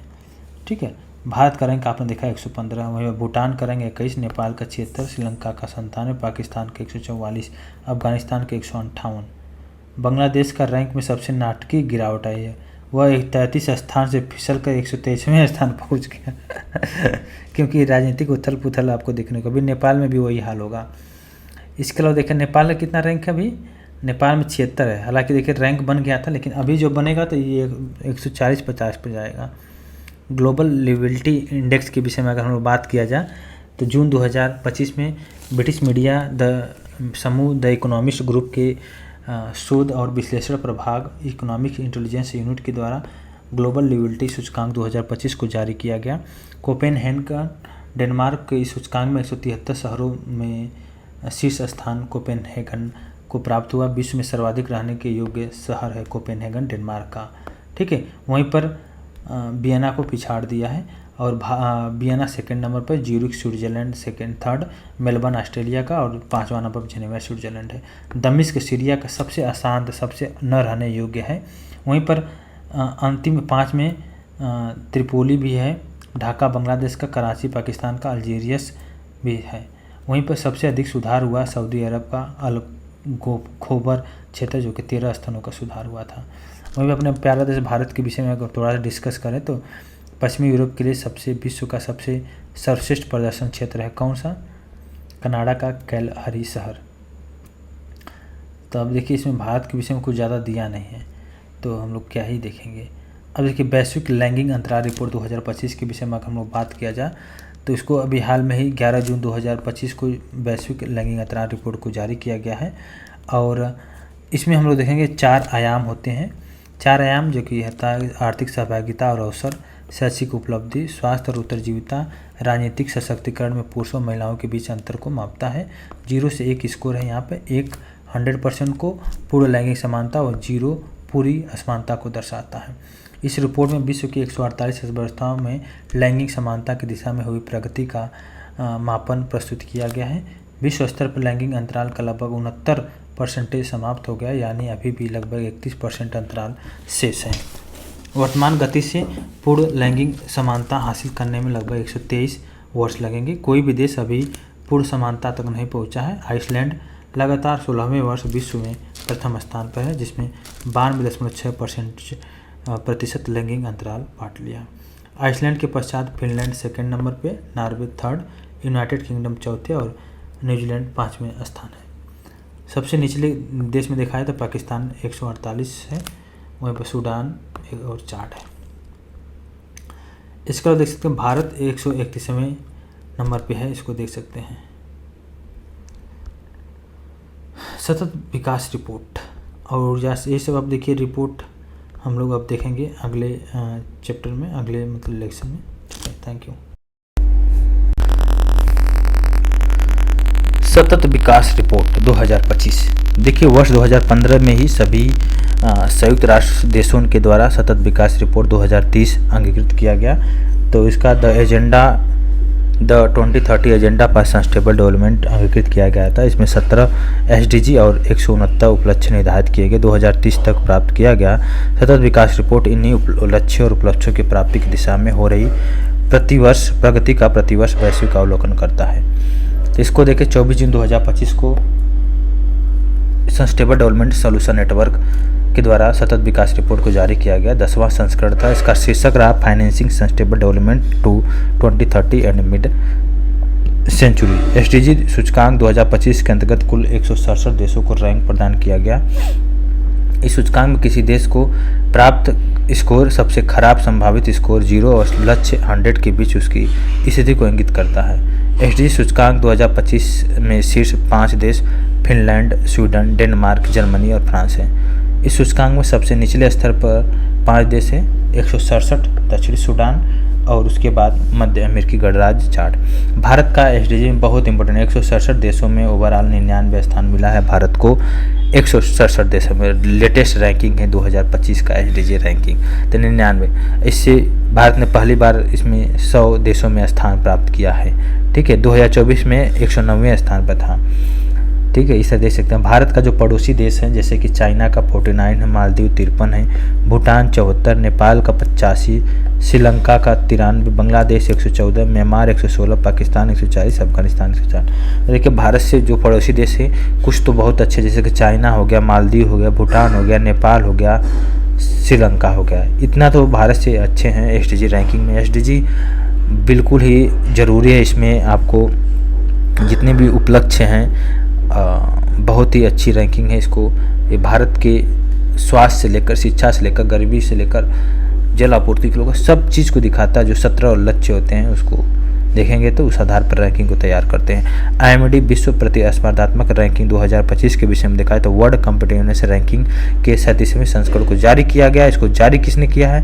International institute for management development के स्विट्जरलैंड में स्थित वर्ल्ड कॉम्पिटिटिवनेस सेंटर के द्वारा इसको संचालित किया गया। 69 अर्थव्यवस्थाओं को इस बार शामिल किया गया है। तो याद कैसे करना है? Switzerland number 1, Singapore, Hong Kong, Denmark, संयुक्त अरब अमीरात। तो आपको आंख बंद करके ऐसे रिकॉल करना है। तो आईएमडी में जो वर्ल्ड कॉम्पिटिटिवनेस रैंकिंग है इसमें भारत का, इसमें सबसे नंबर 1 स्विट्जरलैंड है। 69 देशों को शामिल किया गया है और इसको जारी किया है WCC जो कि वर्ल्ड कॉम्पिटिटिवनेस सेंटर, और सबसे निचले पे है वेनेजुएला और भारत का स्थान 69 में 41वें नंबर पे है। और इसी तरह सेम आंख बंद करके एसडीजी रैंकिंग को भी देखना है। एसडीजी में भारत का रैंक 100 मतलब इससे 109 था 2024 में, 2025 में 99 स्थान पे है जो कि टॉप 100 में भारत शामिल हुआ है। और एसडीजी रैंकिंग को 2025 में जारी किया गया था। बहुत इंपॉर्टेंट है रैंकिंग। ऊर्जा संक्रमण सूचकांक के विषय में देखा जाए, इसको भी आंख बंद करके याद करना है। तो देखिए वर्ल्ड इकोनॉमिक फोरम WEF के द्वारा 2025 के जो ऊर्जा संक्रमण सूचकांक को जारी किया गया है, इसमें जारी करने का जो रीजन होता है कि ऊर्जा प्रणालियों के प्रदर्शन और संक्रमण तत्परता, जो कि ऊर्जा तक सार्वभौमिक पहुंच, वहनीयता, स्वच्छ ऊर्जा और पर्यावरण सततता, ऊर्जा सुरक्षा आदि के आधार पर रैंक प्रदान की गई है। तो वर्ल्ड इकोनॉमिक फोरम के द्वारा आंख बंद करिए। ऊर्जा संक्रमण सूचकांक किसके द्वारा जारी किया? WEF के द्वारा जारी किया गया है 2025 का। और नंबर 1 है स्वीडन, दूसरा नंबर फिनलैंड है। और एसडीजी में कितना था? स्विट्जरलैंड था। एसडीजी में आपने देखा था सबसे नंबर 1 आपने अभी देखा था एसडीजी के एसडीजी कहाँ गया? हाँ, एसडीजी में, हाँ वैश्विक शांति कहाँ गया? हाँ, सतत विकास रिपोर्ट है। सतत विकास रिपोर्ट में नंबर 1 पे था 2025 में फिनलैंड था, फिर स्वीडन था, फिर डेनमार्क था। और एसडीजी आपने देखा, इसके अलावा ऊर्जा संक्रमण सूचकांक में स्वीडन था, ठीक है, स्वीडन है। और WMD में इसमें स्विट्जरलैंड था। भारत का इसमें 41वां नंबर मिला है और इसमें भारत को 118 देशों में 71वें स्थान पर मिला है। किसमें? ऊर्जा संक्रमण सूचकांक में, एनर्जी ट्रांजिशन इंडेक्स में। इसके अलावा देख सकते हैं QS वर्ल्ड यूनिवर्सिटी रैंकिंग, ये भी 2026 का लेटेस्ट जारी किया गया है। तो इसमें अगर हम देखा जाए तो इस बार 22वां संस्करण था। इसमें जो अपने निर्माण पद्धति में रोजगार, योग्यता और सस्टेनेबिलिटी दोनों कारकों को सम्मिलित करते हुए यह अपनी तरह की पहली रैंकिंग है। MIT जो कि लगातार अमेरिका को 14वें वर्ष शीर्ष स्थान प्राप्त हुआ है। MIT संयुक्त राज्य अमेरिका को 100 score, imperial college London UK का 2nd नंबर पे है, स्टैनफोर्ड USA का 3rd नंबर पे है, ऑक्सफोर्ड UK का, हार्वर्ड संयुक्त राज्य अमेरिका का 5वें नंबर पर। देख सकते हैं टॉप 5 में MIT हो गया संयुक्त राज्य अमेरिका का, फिर इंपीरियल कॉलेज लंदन UK का, स्टैनफोर्ड विश्वविद्यालय संयुक्त राज्य अमेरिका, ऑक्सफोर्ड विश्वविद्यालय UK, हार्वर्ड विश्वविद्यालय संयुक्त राज्य अमेरिका। इसे टॉप 5 आपने देख लिया है।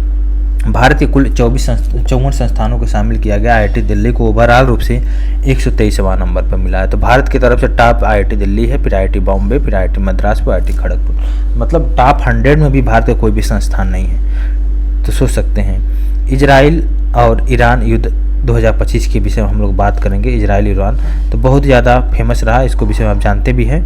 तो इसको हम लोग डिस्कस करें। 12 दिवसीय युद्ध रहा और इसमें इजराइल के द्वारा ईरान के जो सैन्य और परमाणु ठिकानों पर हमला किया गया और बहुत सारे सैन्य अधिकारी और परमाणु वैज्ञानिक और राजनेताओं को निशाना बनाए जाने के साथ प्रारंभ हुआ था।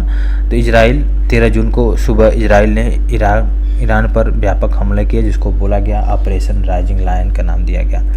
ठीक है। इसके बाद इजरायली वायुसेना और गुप्तचर एजेंसी मोसाद इसमें शामिल थे। इसमें देखा जाए तो इजरायली रक्षा बल ने इस अभियान को हिब्रू में केवली नाम दिया, जिसका मतलब होता है शेर की भांति उदित होती कौम, जिसको राइजिंग नायल अंग्रेजी में कहा गया।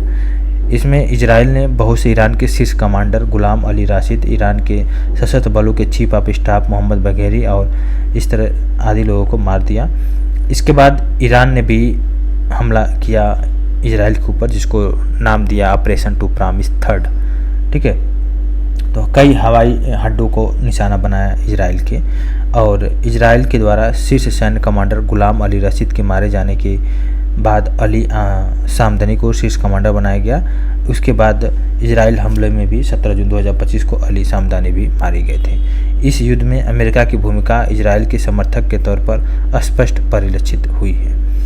इसके बाद अमेरिका के द्वारा भी ऑपरेशन मिडनाइट हैमर के तहत 3 प्रमुख स्थान फोर्डो, नतांज और इसफहान को निशाना बनाया गया 22 जून को। इसके बाद ईरान ने बदले में कतर स्थित अमेरिका बेस पर मिसाइलें दागी, और अंततः 24 जून 2025 को अमेरिकी राष्ट्रपति डोनाल्ड ट्रंप और कतर की मध्यस्थता से ईरान और इजराइल के मध्य युद्ध विराम समझौता हुआ। तो भारत ने ईरान और इजराइल से भारतीय नागरिकों को निकालने के लिए ऑपरेशन सिंधु लॉन्च किया। ठीक है, इस तरह आपने देख लिया। इसके अलावा हम बात करेंगे, भारत चुना गया इस्कोसोस का सदस्य। 1945 में संयुक्त राष्ट्र आर्थिक और सामाजिक परिषद इस्कोसोस संयुक्त राष्ट्र के 6 मुख्य अंगों में से एक है। यह अंतर्राष्ट्रीय आर्थिक और सामाजिक मुद्दों पर चर्चा का केंद्रीय मंच है। भारत को इस्कोसोस का वर्ष 2026-28 की अवधि के लिए परिषद का सदस्य चुना गया। भारत ने 4 जून 2025 को न्यूयॉर्क स्थित संयुक्त राष्ट्र मुख्यालय में महासभा के द्वारा इस्कोसोस के 1 जनवरी 2026 से 31 दिसंबर 2028 तक कार्यकाल हेतु चुना गया है। एशिया प्रशांत क्षेत्र के समूह में कुल 4 सीटों पर चुनाव हुआ, जिसमें भारत के साथ चीन, लेबनान और तुर्कमेनिस्तान निर्वाचित हुए। इसके सदस्य समांतर 3 वर्षीय कार्यकाल के लिए चुने गए तथा हर वर्ष परिषद के कुल 54 सदस्यों में से 1/3 18 सदस्य का चुनाव नए कार्यकाल के लिए किया गया। और यह परिषद संयुक्त राष्ट्र के 15 विशिष्ट अभिकरणों, 8 कार्यात्मक आयोगों और 5 क्षेत्रीय आयोगों के कार्यों का समन्वय करता है। यूएनएससी के नए अस्थायी सदस्य के रूप में अगर हम लोग देखें, यूनाइटेड नेशन सिक्योरिटी काउंसिल बहुत इंपॉर्टेंट है। 6 अंगों में से एक है, बहुत है, नए अस्थायी सदस्य बनाया गया है, जिसका नाम है संयुक्त राष्ट्र सुरक्षा परिषद। संयुक्त राष्ट्र के 6 अंगों में से एक है, जिसका मुख्य उत्तरदायित्व है कि अंतर्राष्ट्रीय शांति और सुरक्षा को बनाए रखा।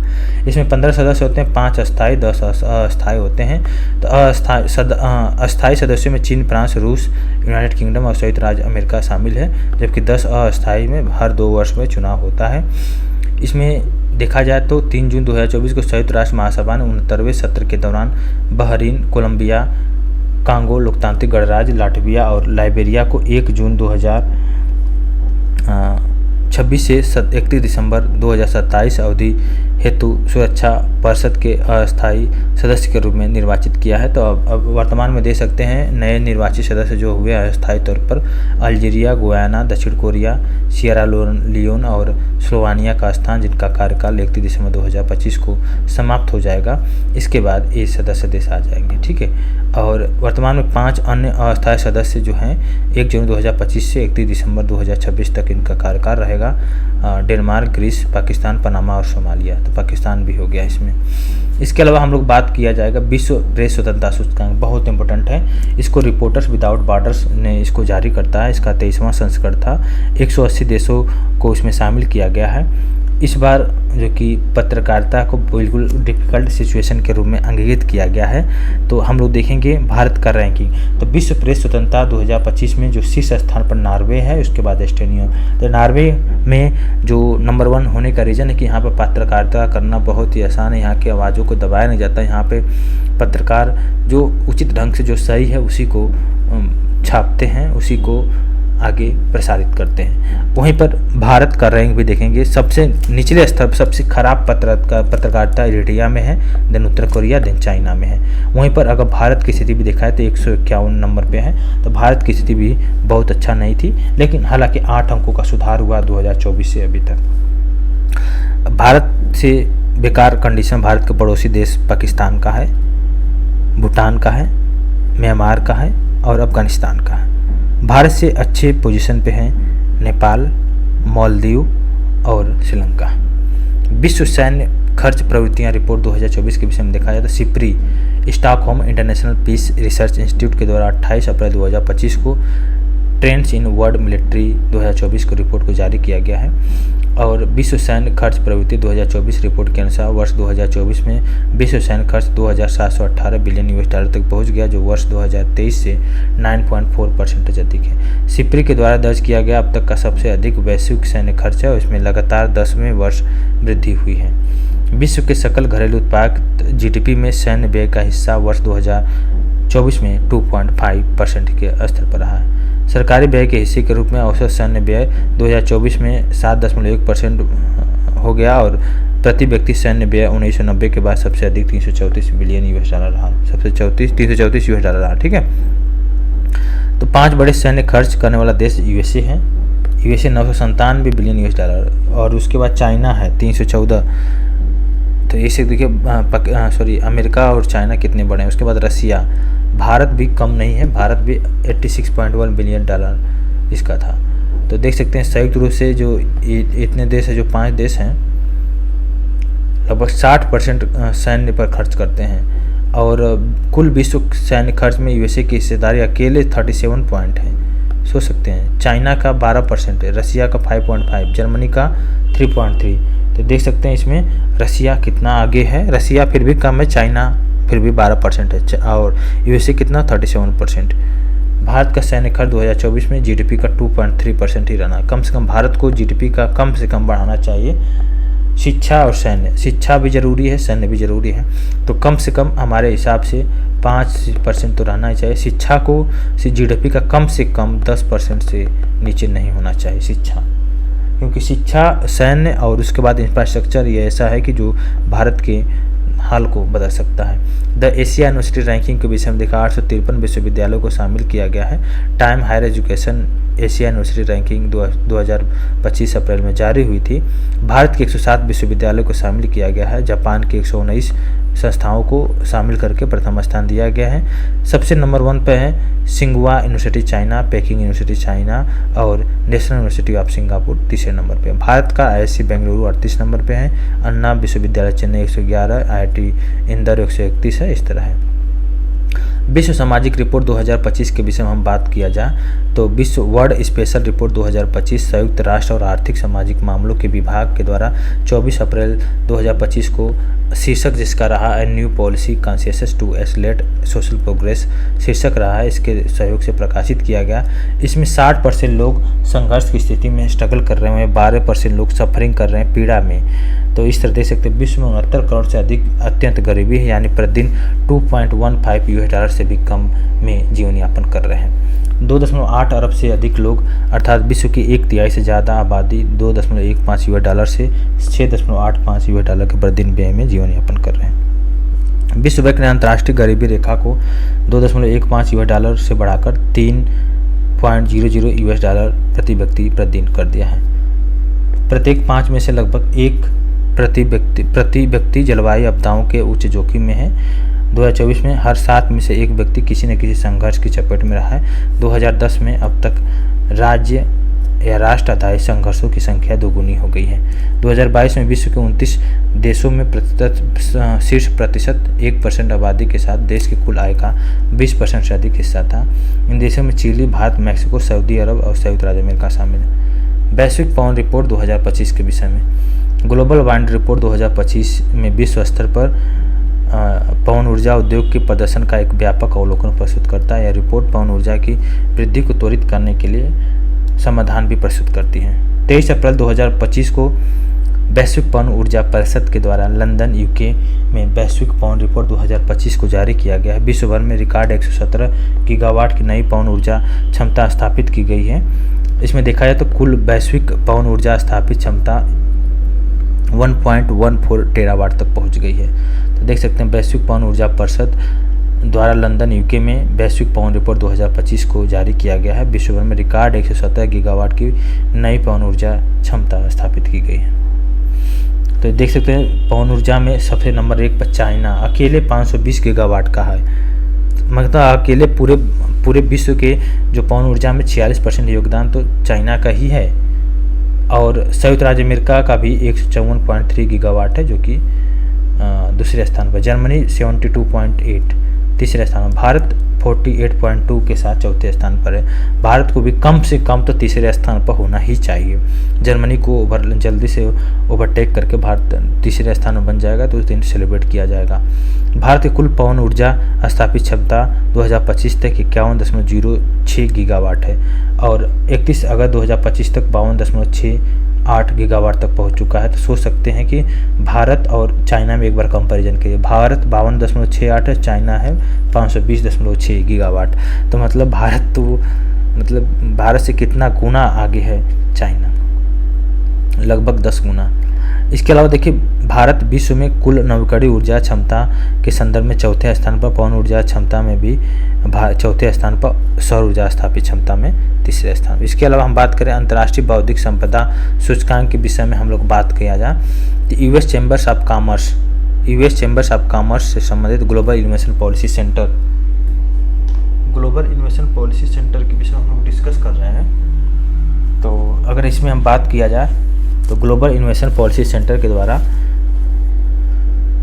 इंटरनेशनल इंटेलेक्चुअल प्रॉपर्टी इंडेक्स को जारी किया गया है और इसमें 55 अर्थव्यवस्थाओं को शामिल किया गया। जीडीपी का लगभग 90% पूरे वैश्विक जीडीपी को शामिल किया गया है, जिसमें नंबर 1 है यूएसए है, देन यूके, देन फ्रांस है, जर्मनी, स्वीडन। तो भारत का स्थान इंटरनेशनल इंटेलेक्चुअल प्रॉपर्टी इंडेक्स में 43 नंबर पे है।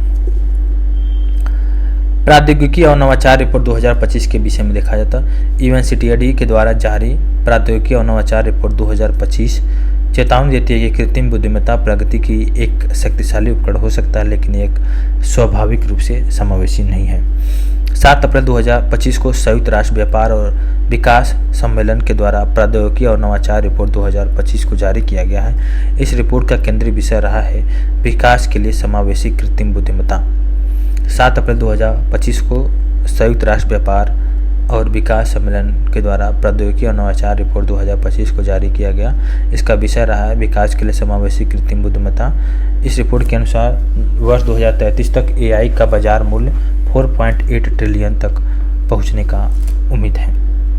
हालांकि एआई इंफ्रास्ट्रक्चर विशेषज्ञता तक पहुंच कुछ ही अर्थव्यवस्थाओं तक सीमित है। वर्ष 2022 में विश्व की 100 कंपनियां मुख्य रूप से अमेरिका और चाइना में और के द्वारा वैश्विक व्यवसाय वित्त पोषित R&D व्यय का 40% हिस्सा वहन किया है। एप्पल, एनवीडिया, माइक्रोसॉफ्ट जैसे अग्रणी तकनीकी दिग्गज कंपनियों में से प्रत्येक का बाजार मूल्य पूरे अफ्रीकी महाद्वीप के सकल घरेलू उत्पाद के बराबर है।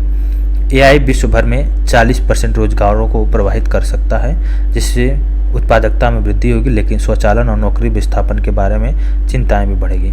वैश्विक आतंकवाद सूचकांक 2025 के विषय में हम लोग बात करें, institute for economics and peace के द्वारा जारी वार्षिक वैश्विक आतंकवाद सूचकांक रिपोर्ट से संबंधित वैश्विक रुझानों और उनके पैटर्न का व्यापक सार प्रस्तुत कर रही है। तो हम लोग देखें मार्च 2025 में आईपी के द्वारा वैश्विक आतंकवाद सूचकांक ग्लोबल टेररिज्म इंडेक्स का 12वां संस्करण जारी किया गया है। यह सूचकांक 163 देशों में आतंकवाद के प्रभाव का अध्ययन और विश्लेषण करता है। लगातार 10वें वर्ष इस्लामिक स्टेट विश्व का सबसे डेडलीस्ट टेररिस्ट ग्रुप घोषित किया गया है। नाइजर और पाकिस्तान में सबसे ज़्यादा मरने वाले लोग हैं आतंकवाद से। तो और भारत का रैंकिंग इसमें देख सकते हैं 14वें स्थान पर है। तो भारत भी बहुत अच्छा नहीं है। भारत में उच्च आतंकवाद प्रभावित देशों में शामिल है। विश्व प्रसन्नता रिपोर्ट वर्ल्ड हैप्पीनेस रिपोर्ट को देखा जाए तो इसको वेलबीइंग रिसर्च इंस्टीट्यूट के द्वारा गैलप संयुक्त राष्ट्र सतत विकास समाधान नेटवर्क के द्वारा एक स्वतंत्र संपादकीय बोर्ड के साथ साझेदारी में प्रकाशित की जाती है। वर्ल्ड हैप्पीनेस रिपोर्ट 2025 को जारी किया गया है। 147 देशों को उनके नागरिकों की जीवन संतुष्टि के स्तर के मूल्यांकन के अनुसार रैंकिंग प्रदान किया गया है। वर्ल्ड हैप्पीनेस रिपोर्ट में फिनलैंड को लगातार 8वें वर्ष विश्व का सबसे प्रसन्न देश घोषित किया गया है। डेनमार्क दूसरे नंबर पर, आइसलैंड तीसरे नंबर। भारत में देख सकते हैं भारत का भी रैंकिंग सबसे खराब पोजीशन है। अफगानिस्तान का सबसे दुखद देश है, सबसे दुखी देश है। वहीं पर हम बात करें इंडोनेशिया भी सबसे ज़्यादा डोनेट करने वाला देश बना है। भारत 118 नंबर पे है वर्ल्ड हैप्पीनेस रिपोर्ट में। तो भारत हालांकि कुछ इम्प्रूवमेंट किया है, तो देख सकते हैं भारत दान देने वाले में 97वें स्थान पर, समाज सेवा में 10वें स्थान पे हैं। तो डेनमार्क, फिनलैंड, ये सब, फिनलैंड नंबर 1 पे है और भारत 118 नंबर पे है वर्ल्ड हैप्पीनेस रिपोर्ट। इसके बाद देखिए विश्व, देखिए पाकिस्तान का भी देख सकते हैं। म्यांमार 126 नंबर पे, श्रीलंका 133, बांग्लादेश 134, अफगानिस्तान 147, चाइना 68 और नेपाल 92 नंबर पर, पाकिस्तान 190 नंबर पर। तो अब भारत 118 नंबर पर, तो भारत से खुशी देश पाकिस्तान ही है रैंक के हिसाब से देखा जाए तो भारत को कम से कम और अच्छा काम करने की ज़रूरत है। विश्व आधारित क्यूएस यूनिवर्सिटी रैंकिंग के विषय में हम लोग देखेंगे। तो इसमें अगर क्यूएस वर्ल्ड यूनिवर्सिटी रैंकिंग के विषय में देखें तो अलग अलग श्रेणियों में रैंक को जारी करते हैं। तो कला और मानकी श्रेणी में हार्वर्ड यूनिवर्सिटी है और शीर्ष भारतीय स्थान में देखा जाए दिल्ली यूनिवर्सिटी है इस रैंकिंग में। वहीं पर इंजीनियरिंग और टेक्नोलॉजी में MIT है, वहीं पर इंजीनियरिंग में IIT दिल्ली है भारत की तरफ से। जीवन विज्ञान और मेडिसिन में हार्वर्ड यूनिवर्सिटी है, वहीं पर भारत की तरफ से अखिल भारतीय आयुर्विज्ञान संस्थान। प्राकृतिक विज्ञान श्रेणी में हार्वर्ड यूनिवर्सिटी है, वहीं पर भारतीय विज्ञान संस्थान IISc बेंगलुरु 108 नंबर पे है। विश्व जल विकास रिपोर्ट 2025 के विषय में हम लोग अगर देखें तो मार्च 2025 में जारी संयुक्त राष्ट्र विश्व जल विकास रिपोर्ट 2025 में हिमनदों और हिममंडल की वर्तमान स्थिति का एक व्यापक विश्लेषण प्रस्तुत करता है, जो हमें आर्थिक, पर्यावरण और सामाजिक दृष्टि से सामने आ रहे गंभीर खतरों के प्रति सचेत करती है। इस रिपोर्ट को विश्व जल मूल्यांकन कार्यक्रम के द्वारा तैयार और समन्वित किया गया है। रिपोर्ट के अनुसार हिमनद और हिममंडलों की रक्षा के लिए वैश्विक समुदाय को एकजुट होकर कार्य करने की आवश्यकता है। तो हिमनद संरक्षण का अंतर्राष्ट्रीय वर्ष, international year of glacier preservation घोषित किया गया है 2025 में। यह वर्ष हिममंडलीय विज्ञान हेतु कार्रवाई के दशक 2025-2034 की शुरुआत भी है। इसमें यूनेस्को को प्रमुख एजेंसी के रूप में नियुक्त किया गया है। जलवायु परिवर्तन और हिमनदों के संकट का आकलन के विषय में हम लोग बात करें तो एंडीज हिमनद 1980 से अब तक 30 से लेकर 40-50% तक सिकुड़ चुके हैं। यहाँ से उद्मित नदियाँ अमेजन नदी के लगभग 50% से जल का स्रोत है।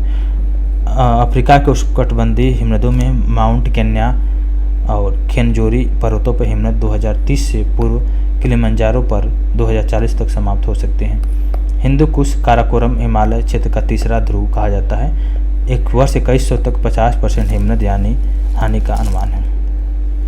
रिपोर्ट के अनुसार विश्व स्तर पर लगभग 72% जल का प्रयोग करते हैं, औद्योगिक 15%, घरेलू 13%।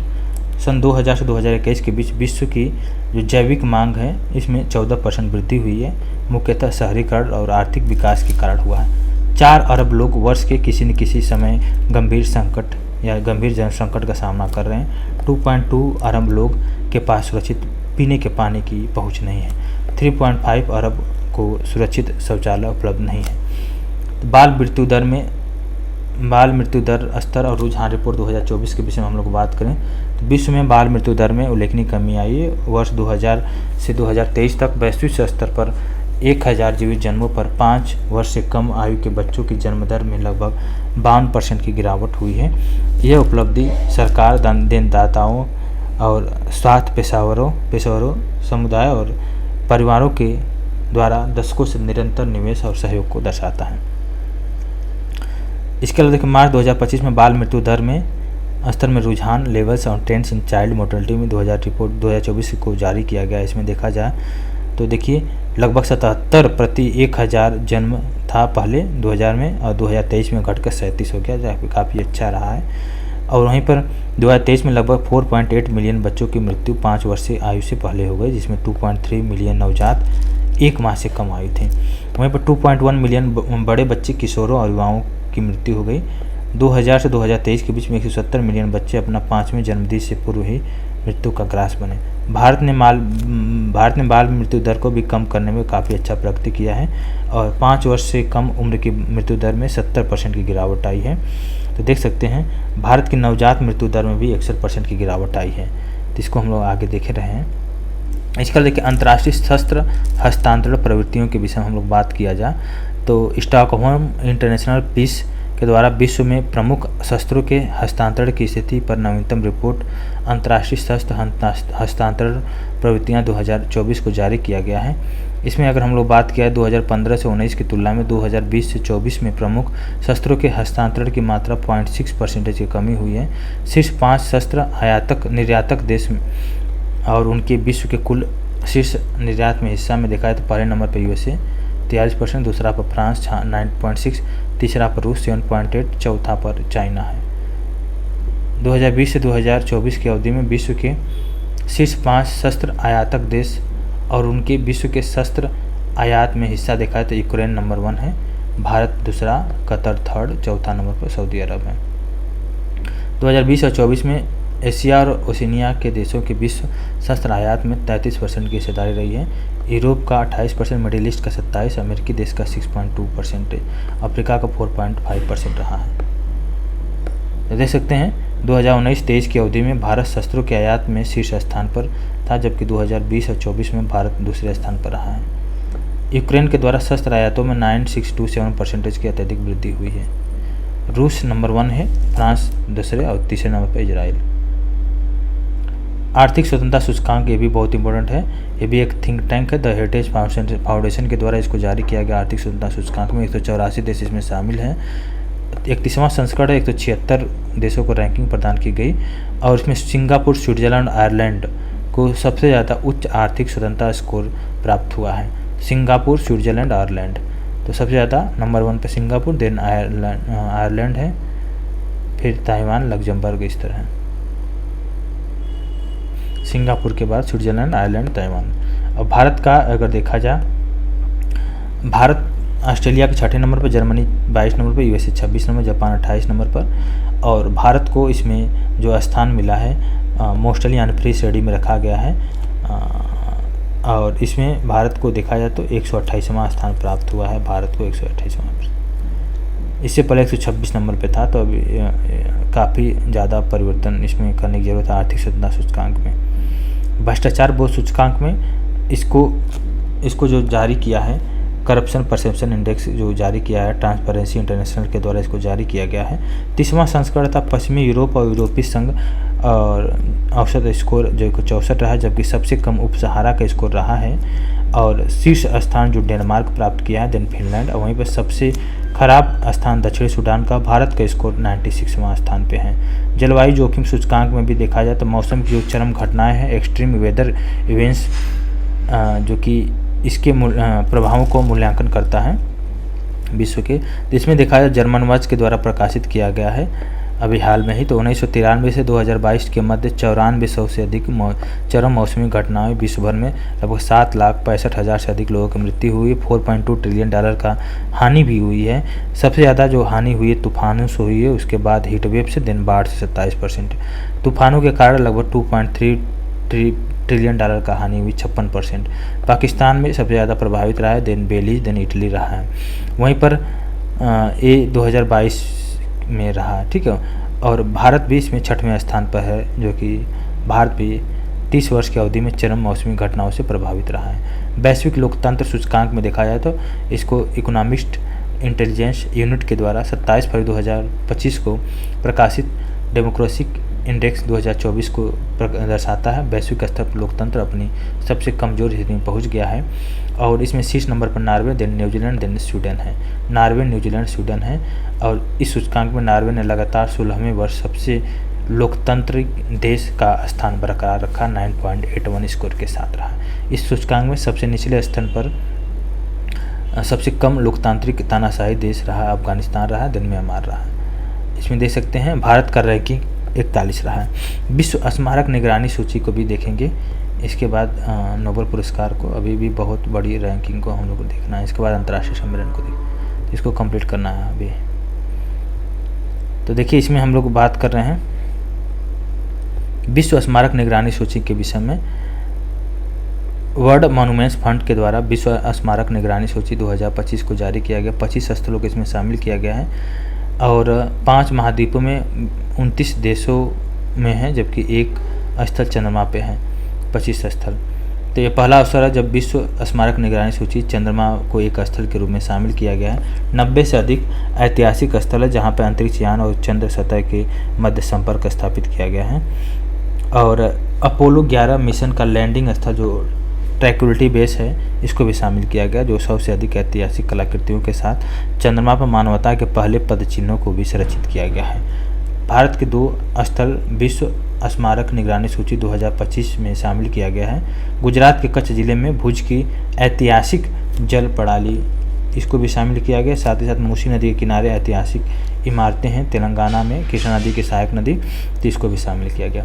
विश्व ध्यान दिवस के विषय में देखा जाए अगर तो संयुक्त राष्ट्र महासभा के द्वारा 6 दिसंबर 2025 को अपनाए गए प्रस्ताव के द्वारा 31 दिसंबर को विश्व ध्यान वर्ल्ड मेडिटेशन सेंटर के रूप में घोषित किया गया है और इसमें भारत की महत्वपूर्ण भूमिका रही है। संयुक्त राष्ट्र के तत्वाधान में 31 दिसंबर 2024 को प्रथम विश्व ध्यान दिवस के रूप में आयोजित किया गया है। इसके अलावा विश्व ध्यान दिवस की पूर्व संध्या पर 20 दिसंबर 2024 को न्यूयॉर्क स्थित संयुक्त राष्ट्र मुख्यालय में भारत के अस्थायी मिशन के द्वारा वैश्विक meditation for global piece and harmony शीर्षक से एक कार्यक्रम को आयोजित किया गया है। श्री रविशंकर के द्वारा इस अवसर पर किया गया। Time person of the year 2024 के विषय में हम लोग देखा जाए तो महात्मा गांधी जी पहले वे एकमात्र भारतीय हैं जिन्हें वर्ष 1930 में टाइम पत्रिका ने मैन ऑफ द ईयर चुना गया था। ठीक है, तो इसमें टाइम पत्रिका में प्रतिवर्ष पर्सन ऑफ द ईयर, पूर्व में मैन और वुमेन ऑफ द ईयर का चुनाव किया जाता है। तो अब अमेरिकी की जो प्रतिष्ठित पत्रिका है टाइम के द्वारा time person of the year घोषित किया गया 2024 में। तो डोनाल्ड ट्रंप को पर्सन ऑफ द ईयर घोषित किया। एथलीट में कैटलिन क्लार्क को, सीईओ ऑफ द ईयर लूसा सू को जो सेमीकंडक्टर एएमडी की सीईओ हैं, और कैटलिन क्लार्क अमेरिकी बास्केटबॉल खिलाड़ी हैं। आइकन ऑफ द ईयर है एल्टन जॉन को जो ब्रिटिश गायक है। वर्ड ऑफ द ईयर देखिए ऑक्सफोर्ड डिक्शनरी का ब्रेट रॉट है, मरियम वेबस्टर डिक्शनरी का पोलराइजेशन है, कॉलिंस डिक्शनरी का ब्रेट है, कैम्ब्रिज का मैनिफेस्ट है। जलवायु परिवर्तन प्रदर्शन सूचकांक 2025 के विषय में हम लोग अगर बात करें, क्लाइमेट चेंज परफॉर्मेंस इंडेक्स विभिन्न देशों के जलवायु संरक्षण संबंधी प्रयासों का तुलनात्मक अध्ययन प्रस्तुत करता है। इस सूचकांक का प्रकाशन वार्षिक रूप से 2005 से किया जा रहा है। 2025 के 23 देशों और यूरोपीय संघ को इसमें शामिल किया गया है। German watch climate action network और न्यू क्लाइमेट इंस्टीट्यूट के द्वारा संयुक्त रूप से जलवायु प्रदर्शन परिवर्तन सूचकांक को जारी किया गया। 20वां संस्करण टॉप 3 में कोई भी देश नहीं, चौथे नंबर पर डेनमार्क है, इसके बाद नीदरलैंड आता है, देन यूके है। विश्व का सबसे बड़ा CO2 उत्सर्जक देश चाइना है, जबकि दूसरा स्थान पर अमेरिका है। केवल G20 के 2 देश हैं, यूके और भारत, जो कि हाई परफॉर्मर में शामिल हैं। ठीक है, ग्रीन हाउस गैस के 75% से अधिक उत्सर्जन के लिए G20 देश ही जिम्मेदार हैं। देखिए 4 श्रेणियों में निम्नलिखित, इसमें देखिए 14 इंडिकेटर और 4 श्रेणियों में से संबंधित है। तो इसमें देख सकते हैं भारत को 10वां स्थान प्राप्त हुआ है। तो भारत का रैंक ग्रीन हाउस उत्सर्जन में 13 नंबर है, नवीकरणीय ऊर्जा में 33, ऊर्जा उपयोग में 11 और जलवायु नीति में 7वां। तो ओवरऑल देखा जाए तो भारत का रैंकिंग 10वां नंबर है जलवायु परिवर्तन सूचकांक में। ठीक है, तो इसको हम लोग आगे देखेंगे। रूल ऑफ लॉ इंडेक्स इसमें देख सकते हैं, इसको भी देखेंगे हम लोग। ठीक है,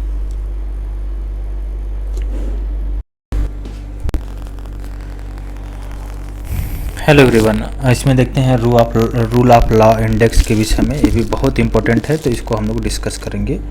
देखिए वर्ल्ड जस्टिस रिपोर्ट जो होता है एक स्वतंत्र बहुविषयक मुद्दों पर काम करने वाला संगठन है जो कानून की शासन को आगे बढ़ाने, प्रोत्साहित करने और जागरूकता पैदा करने के लिए विश्व भर में कार्य कर रहा है। इसका मुख्यालय वाशिंगटन DC है। तो सबसे पहले हम लोग देखा 142 देशों को इसमें शामिल किया गया है और लगातार 7वें वर्ष भी विश्व स्तर पर कानून के शासन में गिरावट दर्ज किया गया है। तो अगर हम लोग देखा जाए तो पूरे विश्व में सबसे नंबर 1 है Denmark, and then Norway, then Finland है। वही भारत का स्थान 79 नंबर है रूल ऑफ लॉ इंडेक्स में। अभी नोबेल पुरस्कार 2024 के विषय में हम लोग देखेंगे। तो जो अर्थशास्त्र का नोबेल पुरस्कार दिया गया है स्वीडिश स्थित the royal Swedish academy of sciences के द्वारा। अर्थशास्त्र के क्षेत्र में नोबेल पुरस्कार 3 लोगों को दिया गया। याद करने का तरीका हम लोग बताएंगे। जॉन साइमन कमीशन के नाम से याद कर लीजिए, जिनको अर्थशास्त्र के दिया गया है क्षेत्र में नोबेल पुरस्कार, जो कि MIT इंस्टीट्यूट के हैं। वहीं पर जेम्स रॉबिन्सन और एस मोगलू, जो मोगलू आता है, और रॉबिन्सन शिकागो के हैं, बाकी दोनों MIT इंस्टीट्यूट से पढ़े हुए हैं। इन तीनों लोगों ने ये अगर देखा हो जाए तो गठन और आर्थिक समृद्धियों पर उनके प्रभाव से संबंधित शोध के लिए शांति के क्षेत्र में जो नोबेल पुरस्कार दिया जाता है, द नॉर्वेजियन नोबेल कमेटी के द्वारा शांति का पुरस्कार जो दिया गया है निहोन हिंडाक्यो, जो अभी आपने परमाणु बम जहाँ पे फेंका गया था वहीं पर एक जापानी संगठन है, उनको दिया गया है, जो कि यह पुरस्कार परमाणु हथियारों से मुक्त एक विश्व की प्राप्ति के लिए इस संगठन के प्रयास को लिए दिया जाता है। ठीक है, तो हिरोशिमा और नागासाकी के परमाणु बम में हमले से जीवित जो बच्चे हैं इन्हीं का एक संगठन है। तो 1945 में जापान के हिरोशिमा और नागासाकी पर अमेरिका के द्वारा 2 परमाणु बम गिराए गए थे। तो निहोन हिंडाको। साहित्य के क्षेत्र में नोबेल पुरस्कार दक्षिण कोरियाई लेखक जिनका नाम हांग कांग, ये पहली दक्षिण कोरियाई लेखक है, वहीं पर दूसरी नागरिक हैं कि जिनको नोबेल पुरस्कार जीता है। तो इससे पहले सन 2000 में दक्षिण कोरिया के राष्ट्रपति थे किम डे जुंग को नोबेल पुरस्कार दिया गया था, और जो हांगकांग है इनको दिया गया है, जो पहली एशियाई महिला भी हैं। इनका जो काव्य द वेजिटेरियन के लिए इनको दिया गया है। ठीक है, इसके अलावा हम लोग बात करें रसायन का नोबेल पुरस्कार दिया गया डेविड बेकर, डेमिस हसाबिस और जॉन एम जम्पर को दिया गया है। इसमें हम बात करें जाए तो इसमें जो दिया गया है the royal Swedish academy of sciences के द्वारा दिया जाता है। कंप्यूटर और कृत्रिम बुद्धिमत्ता के माध्यम से प्रोटीनी के रहस्य को उजागर करने के लिए दिया गया है। ठीक है, इसके अलावा हम बात करेंगे भौतिक के क्षेत्र में नोबेल पुरस्कार जो दिया गया है ये भी the royal Swedish academy of sciences के द्वारा दिया जाता है। इसमें 2 वैज्ञानिकों को दिया गया है।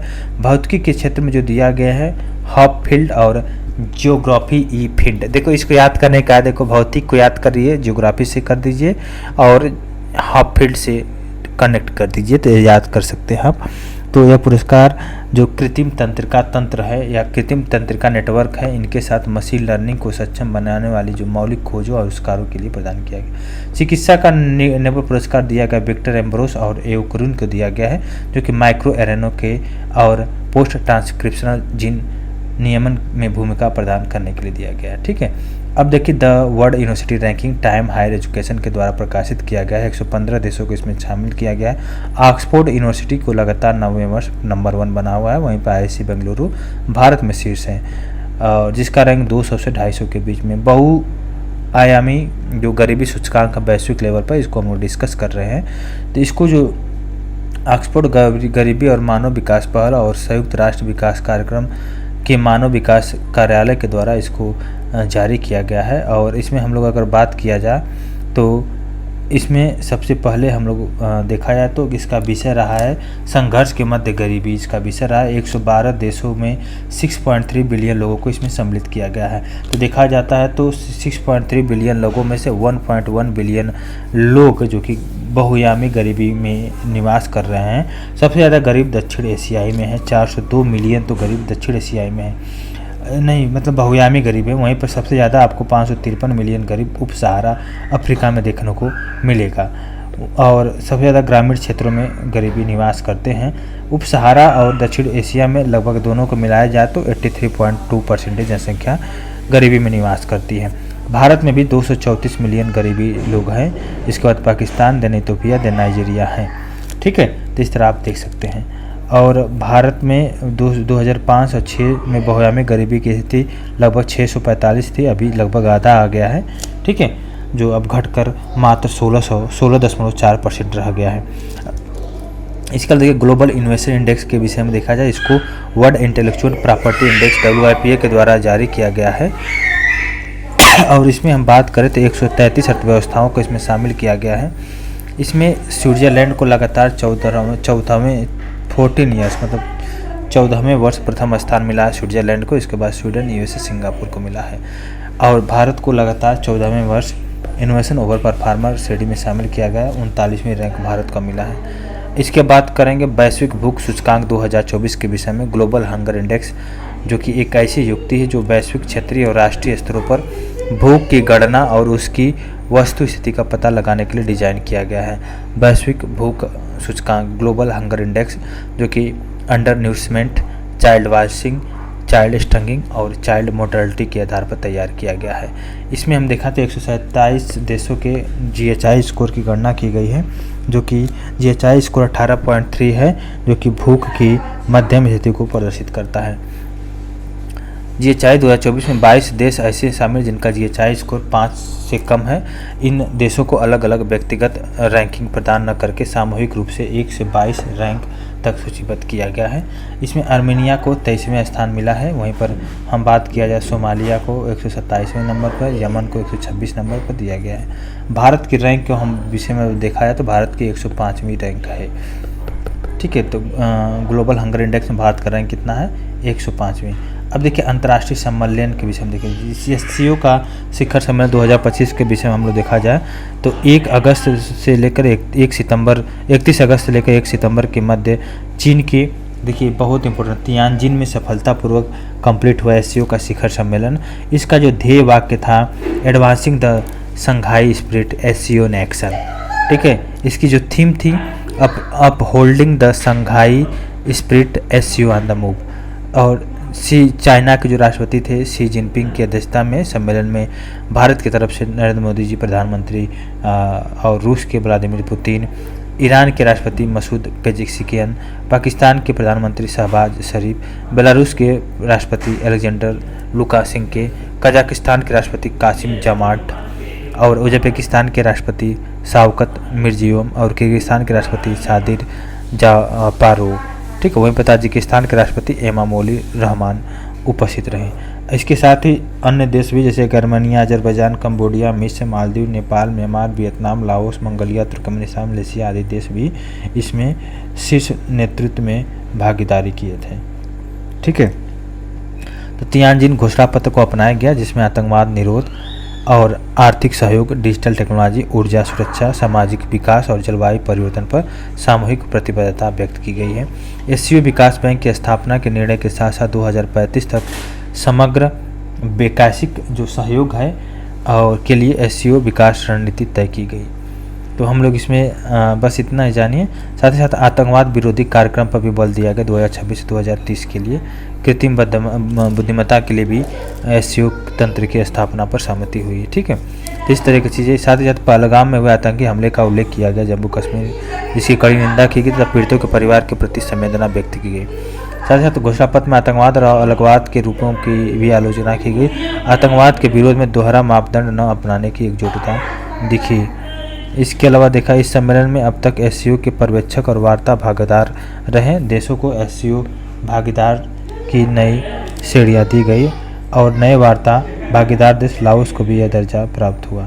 ठीक है, अगर हम इसमें बात किया जाए तो देखिए तो SCO का सबसे इम्पोर्टेंट यही था कि कहाँ पे हुआ, कब हुआ, कौन कौन पार्टिसिपेट किया, सबसे इम्पोर्टेंट यही है। SCO के विषय में देखिए शंघाई सहयोग संगठन की स्थापना 2001 में क्षेत्रीय सुरक्षा और सहयोग के लिए चीन, रसिया, कजाकिस्तान, किर्गिस्तान, ताजिकिस्तान, उज्बेकिस्तान के द्वारा की गई। भारत और पाकिस्तान 2017 में सदस्य बने, ईरान 2023 में और बेलारूस 2024 में सदस्य बने। फिलिस्तीन समस्या के शांतिपूर्ण समाधान हेतु अंतर्राष्ट्रीय सम्मेलन के विषय में देख सकते हैं। फिलिस्तीन के प्रश्न के शांतिपूर्ण समाधान और द्विराष्ट्र समाधान के क्रियान्वयन और उच्च स्तरीय सम्मेलन आयोजित किए गए। इसमें देखिए इसका मुख्य यही रहा कि उद्देश्य कि गाजा युद्ध की पूर्ण समाप्ति, द्विराष्ट्र समाधान और क्रियान्वयन, क्षेत्रीय शांति और स्थायित्व स्थापित करना। फ्रांस और सऊदी अरब ने इसमें संचालन का सह अध्यक्ष लिया। 125 देशों ने इसमें भाग लिया था। निवार घोषणा पत्र में गाजा में युद्ध विराम, इजरायली सेना की वापसी और प्रशासनिक नियंत्रण फिलिस्तीन प्राधिकरण को देने पर सहमति व्यक्त की गई। ठीक है, इस तरह की चीज़ें हुआ। और सम्मेलन के समांतर 15 देशों ने निवार काल जारी कर फिलिस्तीन की व्यापक अंतर्राष्ट्रीय मान्यता और क्षेत्रीय एकीकरण से जुड़े कदमों का समर्थन किया। ठीक है, तो इसको बिल्कुल ही अच्छे ढंग से देख लीजिएगा। 17वां ब्रिक्स शिखर सम्मेलन हुआ। इसमें भी 11 पूर्ण देशों ने इसमें ब्रिक्स सम्मेलन में देश हैं और 5 देश जो कि ब्राज़ील, चाइना, भारत, रूस और दक्षिण अफ्रीका के साथ 2024-25 के दौरान 6 नए सदस्य शामिल हुए, जिसमें मिस्र, इथियोपिया, ईरान, सऊदी अरब और UAE और इंडोनेशिया है। और इन्होंने अपनी सदस्यता, देखिए सऊदी अरब ने अपनी सदस्यता की औपचारिक पुष्टि नहीं की है। 17वें ब्रिक्स शिखर सम्मेलन का आयोजन कहाँ पे हुआ था? रियो डी जेनेरियो ब्राज़ील में 6 से 7 जुलाई के मध्य हुआ था।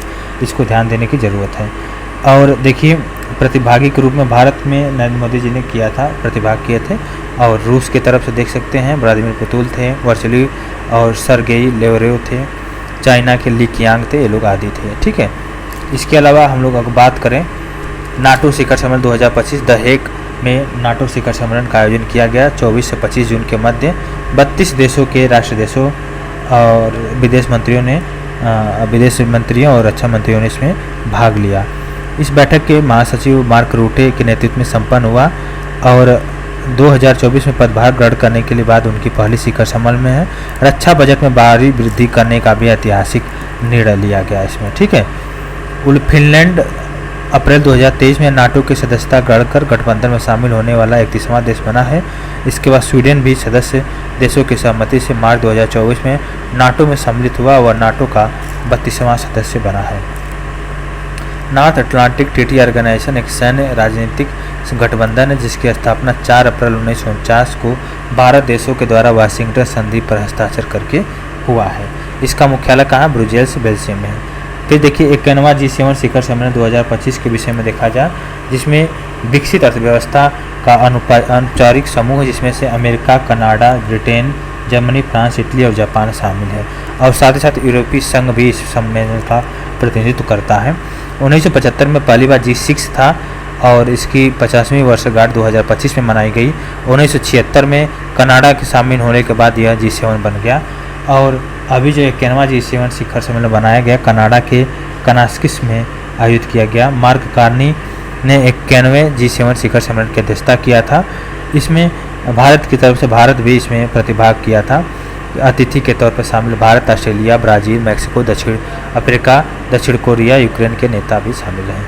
और इस तरह संयुक्त राष्ट्र के महासचिव एंटोनियो गुटेरेस, नाटो के महासचिव मार्क रूटे, विश्व बैंक के अध्यक्ष अजय बंगा और अंतर्राष्ट्रीय गठबंधनों के प्रमुख ने भी इसमें प्रतिभाग किया था। ठीक है, तो इसको ध्यान दीजिएगा। तो G7 शिखर सम्मेलन की प्रमुख उपलब्धि थी कनास्किस वाइल्ड फायर चार्टर का अनुमोदन कर रहा। इसका लक्ष्य जंगलों में लगने वाले आग को रोकना, उसके लड़ने के लिए क्षमताएं साझा करने तथा आग से प्रभावित परिस्थिति और समुदाय के पुनर्निर्माण में अंतर्राष्ट्रीय सहयोग को बढ़ावा देना।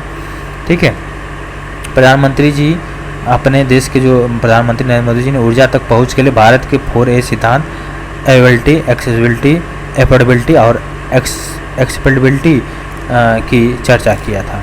और जो 52वां G7 शिखर सम्मेलन फ्रांस में 2026 में होगा। तीसरा संयुक्त राष्ट्र महासागर सम्मेलन के विषय में हम लोग अगर बात करा जाए, SDG 14 को समर्थन देना और अर्थात समुद्र और महासागर समुद्री संसाधनों का संरक्षण और सतत उपयोग सुनिश्चित करना था। UNOC3 का मुख्य उद्देश्य यही था। और इसका थीम था महासागर के संरक्षण और सतत उपयोग के लिए कार्रवाई में तेजी लाना, सभी हितधारकों को संगठित करना। ठीक है, इसका जो आयोजन हुआ था फ्रांस में हुआ था, 9 से 13 जून के मध्य हुआ था।